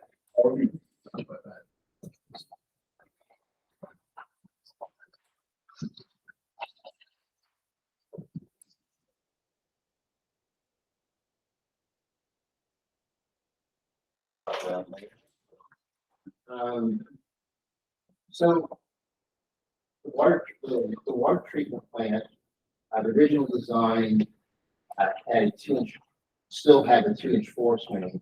We found, that this force main, which is a wastewater line, what is needed is a 4th. And so, when the engineer requested this from the Continental ACP, they gave us a quote of $66,000 to replace the 2-inch force main for the city. The mayor requested that we try to get a better price, and we were able to do that. So upgraded force main would be, the new price we got was $23,000 from Dirt Works. And Damon had reviewed this and said that our engineer, and it is acceptable. So the recommendation from staff would be to see office administrator before plan preparation and financing to get this. Questions? The savings is about 43 minutes. Yes, sir. Plus, Okay. and if I recall, the original bid is for 2 inches, so we get a big pipe for $43,000. We actually got a really good product, and this is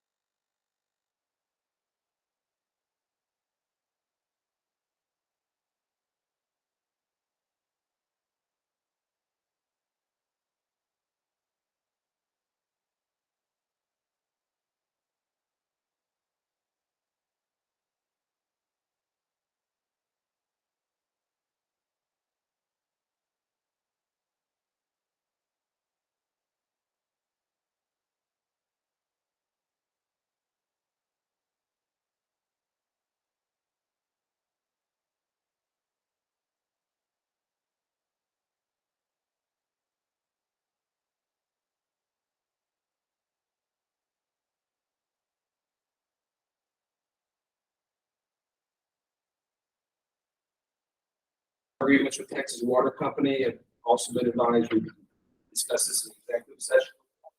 So we'll move that there. Okay, Warren.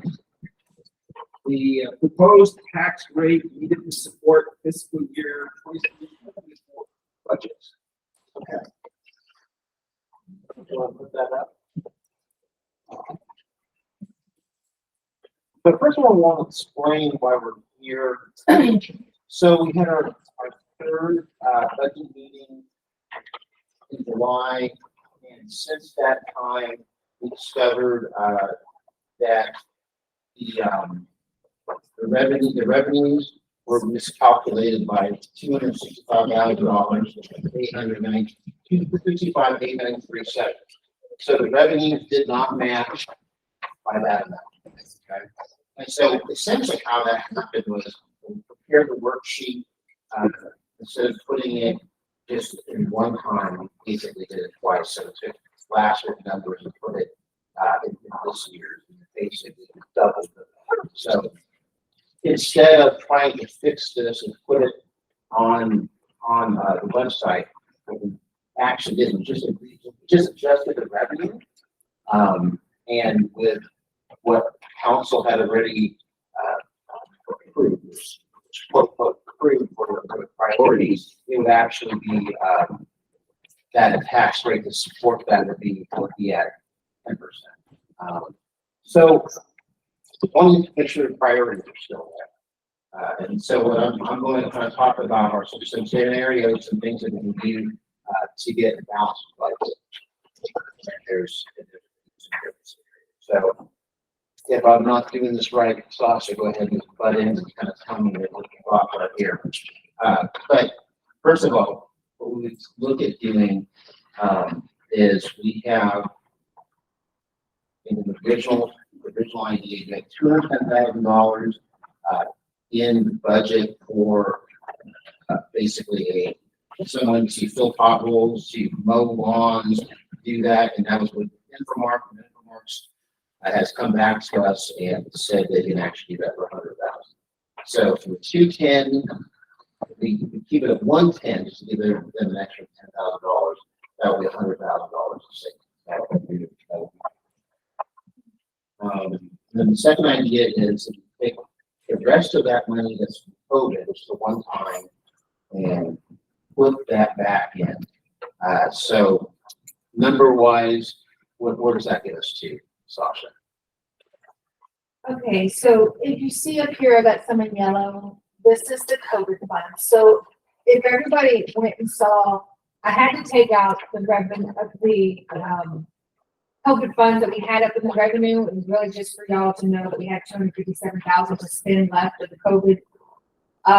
But I can't put it in there when we actually post it because it's not reoccurring revenue. It's the one time what we have left to spend. So per y'all's budget, we didn't change anything with expenses. So like you said, in the maintenance and infrastructure, which is kind of Infomart helping with the maintenance and things, if you drop that 210 down, which we have that's how we're going to use the COVID funds. If you drop it down to 110, and take out the PD officer, if you just kept it at that, you would be at the 5% here. You would be at the negative 25,160. You'd still be at the hole, unless you would bring that 110 down even more. Another scenario, you want to say more? Yeah, so basically the major scenarios is you did 8% and you keep everything. Everything. The PD officer. And that's out of 8% ad valorem. Remember that you originally talked about. But you would actually drop the infrastructure down to 110. So you get to keep your PD, but your 210 that you had for the infrastructure, potholes, whatever, for Infomart, doing the maintenance, that would drop from 210 to 110. The rest of the COVID funds, if you pay for the PD officer and 110, the rest of it would be absorbed. And what I mean by absorbed, it would go to what we could spend it on in the general fund to make up the difference. So we would be in the plus at the 8% at 15,586.72. Or like we also said, you did 6%, then you have a choice between you can either an officer that's not named or, having the unnamed, Infomark employee that would, mow lawns, do basic maintenance and do potholes. So there's kind of some choices here. There may be other choices, but those are the main choices we have. I have a question. My recollection is they were for that position, whether it's a city employee or Mark, there were other pieces of previous budget taken out and zeroed out, by that $40,000 for the right of ways. How does that? Remember that? Right, so we started originally with that maintenance infrastructure at 40% or 40,000. And then it kind of just grew and developed into this 210 with the idea of having possibly 2 workers with the material included kind of thing of the 210 price. Summarizing, I think that's what it was out to be. So that included the 40 in there that we originally started with and kind of just grew into the 210 into that plan. So if you bring it down 100, of course, that would bring down one person, still have the little bit of material that you need in the one person. Or like Jan was saying, if you do it for 10%, you'd have to technically pick a department of person. Either you would go with the Infomark structure or like maintenance structure person, or you would choose PD. But if you chose PD, let's say, I'm just saying, if you chose PD and you're 110, you'd have to lower that by the person. You could still leave the materials in that GL line. You could still leave the materials out there for whatever you're doing, but it would be taking the portion of the person. So you would pick which person, I guess. So you have 8%, you keep everybody 6%, you have to make a choice one way or the other, Right. or use council to go through the budget and find something else. So there's 8, 6, make a choice, or go a different way and tell us what you want. Well, just throw a little wrench into it. So, but, right now, we don't have a bond rate. We've got these and everything. And we don't make provisions to build our reserves. Then we can't economically repair the streets, upgrade the water lines and all that. So we've got to give, I understand, first you focus on getting balance. But we have to go, I don't want to lose sight of the building reserve. So I did talk to one of our financial advisors today, the other fellow, Steve Perry, and we do have both the general fund and in the enterprise fund, we do have any kind of budget increase. We're probably looking at a lower aid rate, but if we don't, we're going to have a hard time being rated. So we do need to start having budget back balanced budget to get any type of rate. To get cheaper money rather than expensive money. First, you got to balance before you can build your reserves. Yes, I'd like to just kind of talk generally about what the percentages and the tax rate means. It's been confusing me, but I figured it out. So I just wanted to share. So as a citizen, before I ever got involved in this, when I got my tax bill, there were 2 parts to it. The valuation always increased. Then there's the tax rate. And for me, I was under the impression that the tax rate was the same. That to me, that was not raising taxes, even though my bill was going to be higher because my value was higher. But since I started looking at the budget, the city does everything it needs to look at more at percentage versus the tax rate. And so in the city, like when we say 5%, that's looking at an increase versus last year's total revenue for the city. So last year we had about 500,000. So a 0% increase, we would be still getting 500,000 this year, but our tax rate would actually go down since our values went up. Basically, and I had this misconception before that the city can't really control the valuations, which is true. The city doesn't set your valuation, but the city can react to it, which is basically what we're doing with the percentages. So for example, we put 5%, our tax rate's actually going down I think 33 cents. Or 33 Well, if I'm not mistaken, even at 6%, the rate is actually It's actually just low. ever so much lower than we were last year. And so even though your valuation probably increased by 10%, your bill is only gonna increase by 6% over what you paid last year because of that change. So I just wanted to. But the rate is being changed. But yeah, no doubt, it's a lot more money, And that's but what that percent means is what, versus last year, that's how much more your bill's gonna be this year, regardless of your valuation. Yeah, there's a lot of, I had someone ask me the other day, it's a smart person, thought that, oh, 6% this year, that's better, because last year was 8. They thought it was like, there's some baseline, somehow we're doing less this year because it's 6. No, it's additive. That was 8 last year, add another 6 this year. You got 14 over 2 years ago, and that's a lot bigger check to write in this economy with these interest rates. I'm gonna go back and say there's a lot of cuts to be made. We can balance this budget on a surplus of that rate. We're just not doing the hard work. I mean, not making our people write a bigger check this year than they did So last you year. mean, are you losing 0%? That's what I will always stand. If not, I didn't get. There's no action, it's just a discussion. No, there's just discussion, but the reason why I put it on tonight was a couple council members that approached me and said, Warren, what happens if on August 14th, we can't approve the budget? And we have to. Don't. And the last year's budget.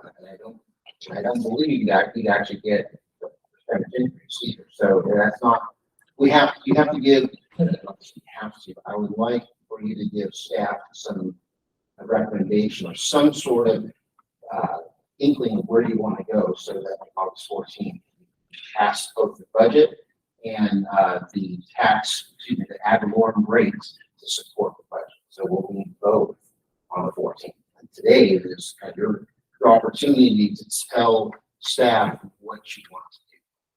So we need both. We need to understand what you want.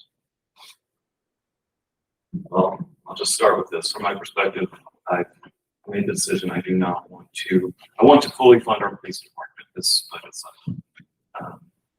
I want to defund the officer that we've already agreed to. So that's a big part of where I want to go on this. How would it balance? To balance it by 21.8%, or you make other cuts. I mean, forgive me, Councilmember Swenson, but there's the 25,000 that's wrapped in with the Adura engineering, correct? For planning. Yes. Yes. There's 25,000. That's a possibility. Based on what you're seeing since we've implemented the new policy for O'Hara, how much do you really think that's gonna cut? It seems to me they're gonna whack their invoice by probably 6 figures. I think we're gonna, maybe go get to about half of what we're doing. So about 6 figure cut. Well, I didn't even say about 50, 56. Well, I don't know. We're probably cut it. Okay, something. Well, it was 200 roughly, so it'll be, okay. That's just what. Forgive me again, Councilmember Swenson, but there's the 10,000 for the 281 overlay. Yes, I was hoping to I talk know. about that. I realize it's not the order that you wanted it to be. Hopefully by at least the next meeting. Absolutely. I mean, that's a huge one. I mean, we're still playing around with money that's a one-time gift. And I don't like that, but. Oh, absolutely. Yeah, no, we cannot spend $210,000. You have to spend that money by, I think, eco. I understand. Yeah. No, I agree. Now, it would be great if we could spend that money and take that $200,000 serve, that's just not an option. Yes, I don't think so. We could feasibly sell these real estate. We've talked about that. Former Pleasants, we have land that's outside limits that we don't use, we don't have plans to use. I consider that a savings account. I mean, it's an asset and can be transferred over to reserves. I'm not warm and fuzzy though. We haven't discussed it though. We talked about it, but I mean, yeah, it hasn't been voted on that. Well, I have an opinion about that. I'm not Yeah. trying to represent it. If we did, I wouldn't want to see it operate. This one was reserve. Yeah. And I would leave it. That's just, it's not something that we formally You know, I guess from my standpoint, Warren, is, 5% is palatable to me. But we'll make, fortunately, we found the era, we're working around that. I could see feasibly supporting 6%. So I'm going over on the revenue side. And we'll have to make it balance from there. And I'm gonna go along with police department would be my very last option that I consider. And would rather see taking the money out of the roads and then hoping, like the mayor's talking about, we find some savings and we can come back and spend all the money on the road. I also agree with, I would like to keep the police officer.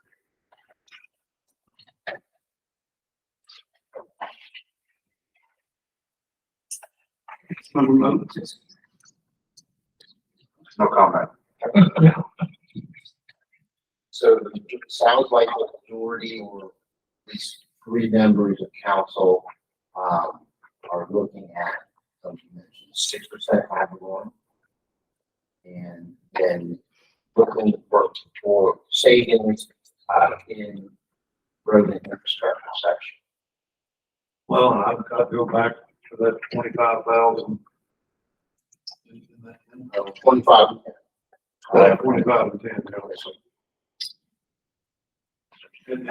I'm not identifying those, I think it's possible. And I just plug here, but, half our budget is property taxes. So it's really important that we have fiscally responsible development and would help us. Well, it's well taken, Councilmember. More for the public's knowledge, if the council does raise taxes beyond what people want, what recourse do they have? So, there's something called, the voter approved rate, which state put in place 2 or 3 years ago, which is 3.5%. So any ad valorem tax over 3.5% is subject to a vote or a rollback if there's a petition that is gathered within 30 days after passing the budget. And if I'm saying this wrong, let me know. 30 days within that budget, and I believe it's 3% of the elected voters. So that would probably be about 36 or 40 signatures, and then there'd be a vote. If that vote is successful, and even though we pass the budget, we'll probably get a amendment to make up for that difference of 2.5%, which would probably be another 80,000 or so, 90, something like that. That petition will call for a special election. Yeah, that'd be special election, costs $2,500 to do the special election. That'd be the recourse of the voters. Can we do something really quick based on what the council members asked for? Can we do a quick math on 6%? Let's say taking out $70,000 from the road infrastructure, so leave 40, and then 25 and 10 from the planner and the overlay, and then see where we can go. Just to give you an idea to see if anything else needs to be done. On August 14th, I want to make sure that we're ready to go.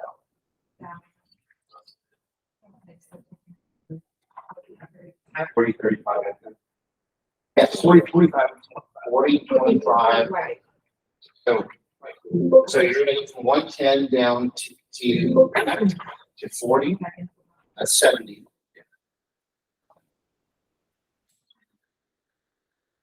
So a total of 105, 70, 25, or 10.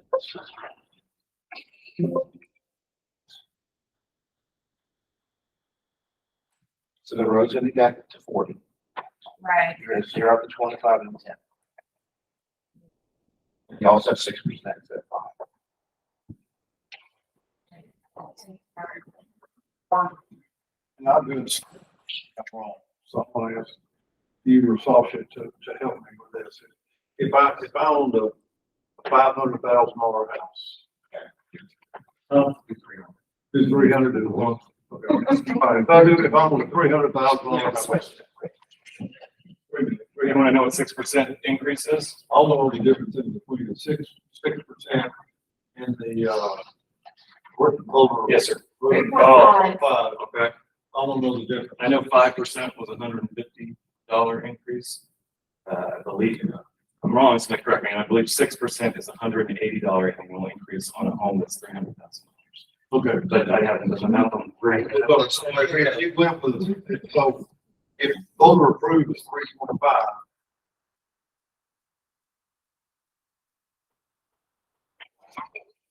I'm trying to find out.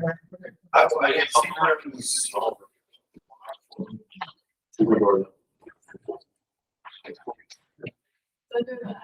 So, yeah, I've got it actually.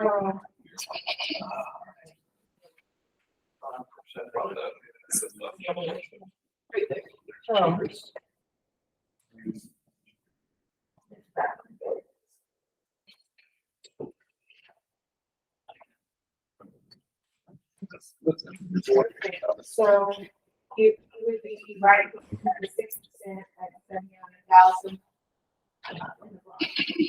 So you. That's with your 40 as your, maintenance infrastructure, your 40, we took out the 10,000 for the, 281 overlay and the 25,000 for the planner. So you'd have a fund balance of 79,421.99. Correct. And that's leaving the PD officer and the 40,000 for your, Interesting.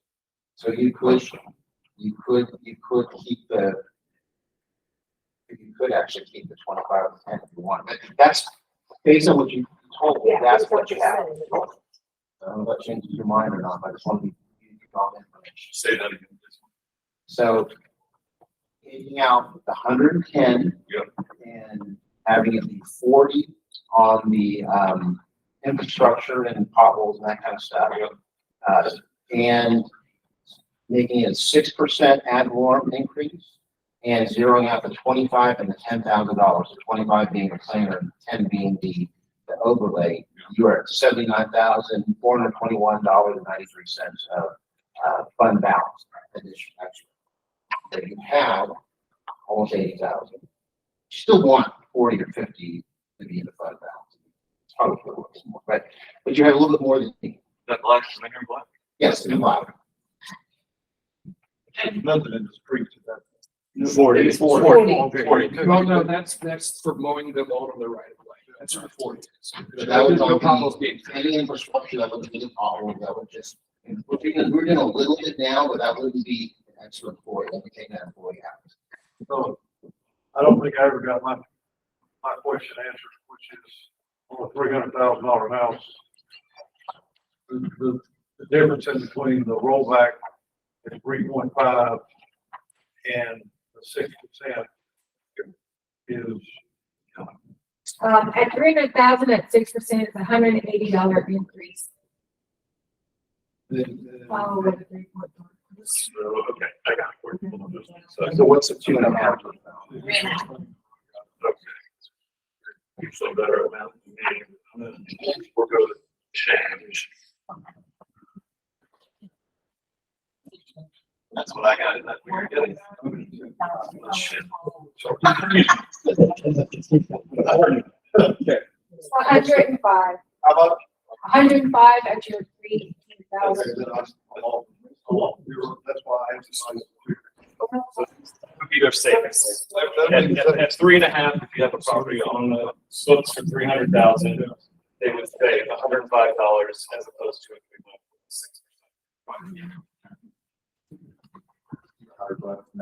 6%. More feedback at this point. No, if everybody is good with the numbers you just saw, then we will come back to the office. How much in the left you want? If we got 25, we're still at 54. Well, I just need to be in the black. I'm amenable to 6%, even though I was pushing for 5%. and I want the officer funded. That's where I'm at. We can talk about those other items. Yeah, we can make budget amendments. I'm just not ready to do it. Okay, thank you, Warren. Thank you, everybody. We're going to, close the current public portion of. Oh, just wait. No, I'm mistaken. Better introduction, I apologize. Yeah. Didn't have that copy. Short-term rentals, Warren. That's you.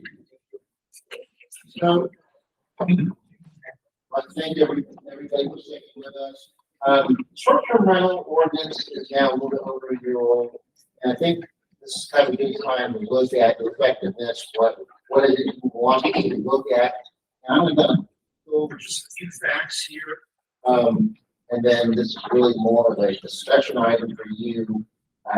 But one, which is the STR ordinance was passed, we have a total of 18 STRs.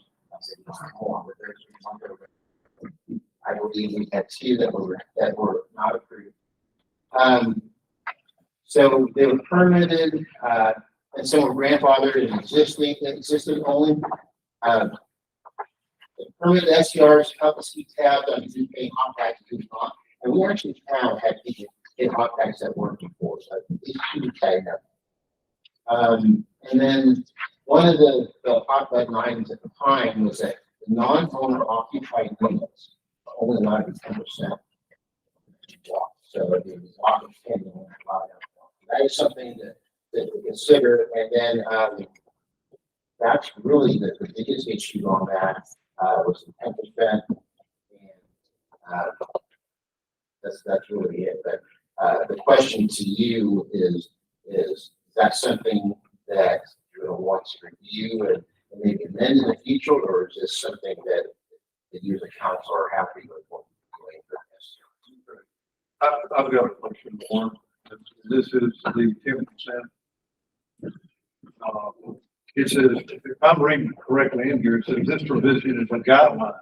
It may be exceeded if they have some demonstrates that the proposed use substantially protects the character and integrity of the private law. So that 10% isn't. It's not hard. That's what a line I'm saying. It's a guideline, and if it's not detrimental to the other 90% of the homeowners, then it would be possible.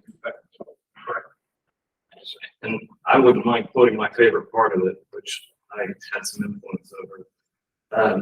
That is 2, 3, 6, I'm not sure. Okay, but the application, if granted, will not result in permitting more than 10% of the dwelling units in a city block, neighborhood, or similar geographic area as STRs, provided owner-occupied properties are not subject to this limitation, which shall be used in the calculation of the percentage.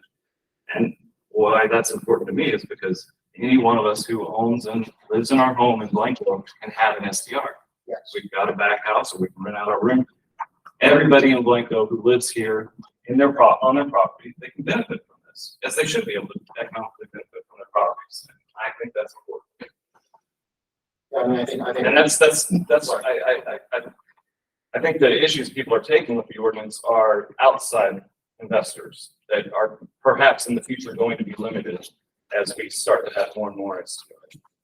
But from an administrative standpoint, I always believe in protecting neighborhoods, but I wanted everybody to just kind of look at that 10%, because that may be something that is limiting. I mean, that's what we want, but that may be something that's limiting to people that are looking at it, doing non-owner occupied investing. That's all I'm saying. Not that could be. How many have been denied?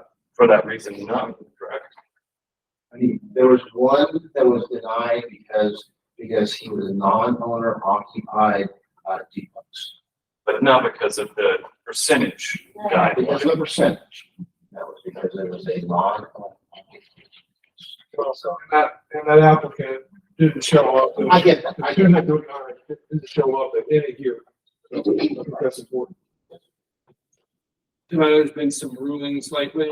How did that affect it? I don't think they affect this, because the crucial provision you have in your ordinance is that the 10%. I do think it's wise, particularly on the end of the street of this ordinance. We ought to be looking at it every year because this area is in flux. The legislature, several bills were introduced this last session for the state to preempt all regulation of SGRs at local level. Those proposed laws did not pass. However, and therefore, what you see is a hodgepodge of development around the state. For example, Dallas has got, they propose a total ban on new STRs to get news out of hand in certain parts of the town versus a recent ruling, for example, in Austin federal court, where the court struck down, and this is very relevant to your ordinance, the court struck down a ban unoccupied STRs, non-oil occupied STRs. Which ours does not do. We have a guideline to limit it, and they also were clawing back retroactively, correct? I mean, we've never done that. I only thought, we'll talk about it, but I only thought it would be that, have guidelines get turned into rules. And guidelines are just supposed to be guidelines, not lines in the sand. So I'm always typical to y'all having discretion in the council, P&Z having discretion with these matters. At the end of the day, we do want to ban STRs. We want the evidence to come forward and the evidence of effect on character of the neighborhood. That's compelling. It has to be compelling for denial to occur. The two that did get denied, the outcome didn't show. Didn't show at P&Z, they didn't show at the council. And in one case, there was every member, every neighbor came forward citing specific items of concern with a character change in the neighborhood. So, And we have not, this body has not denied any STR for that 10% guideline to date. it's something to be on. Sure.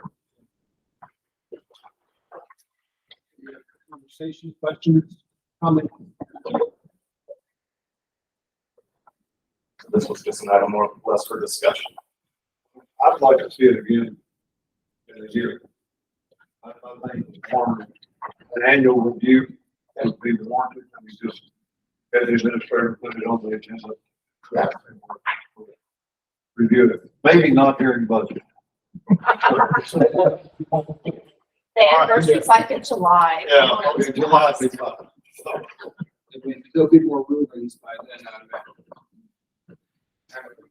Yes. Okay. Yes, and no. We're gonna close this portion of the meeting. We're gonna executive session.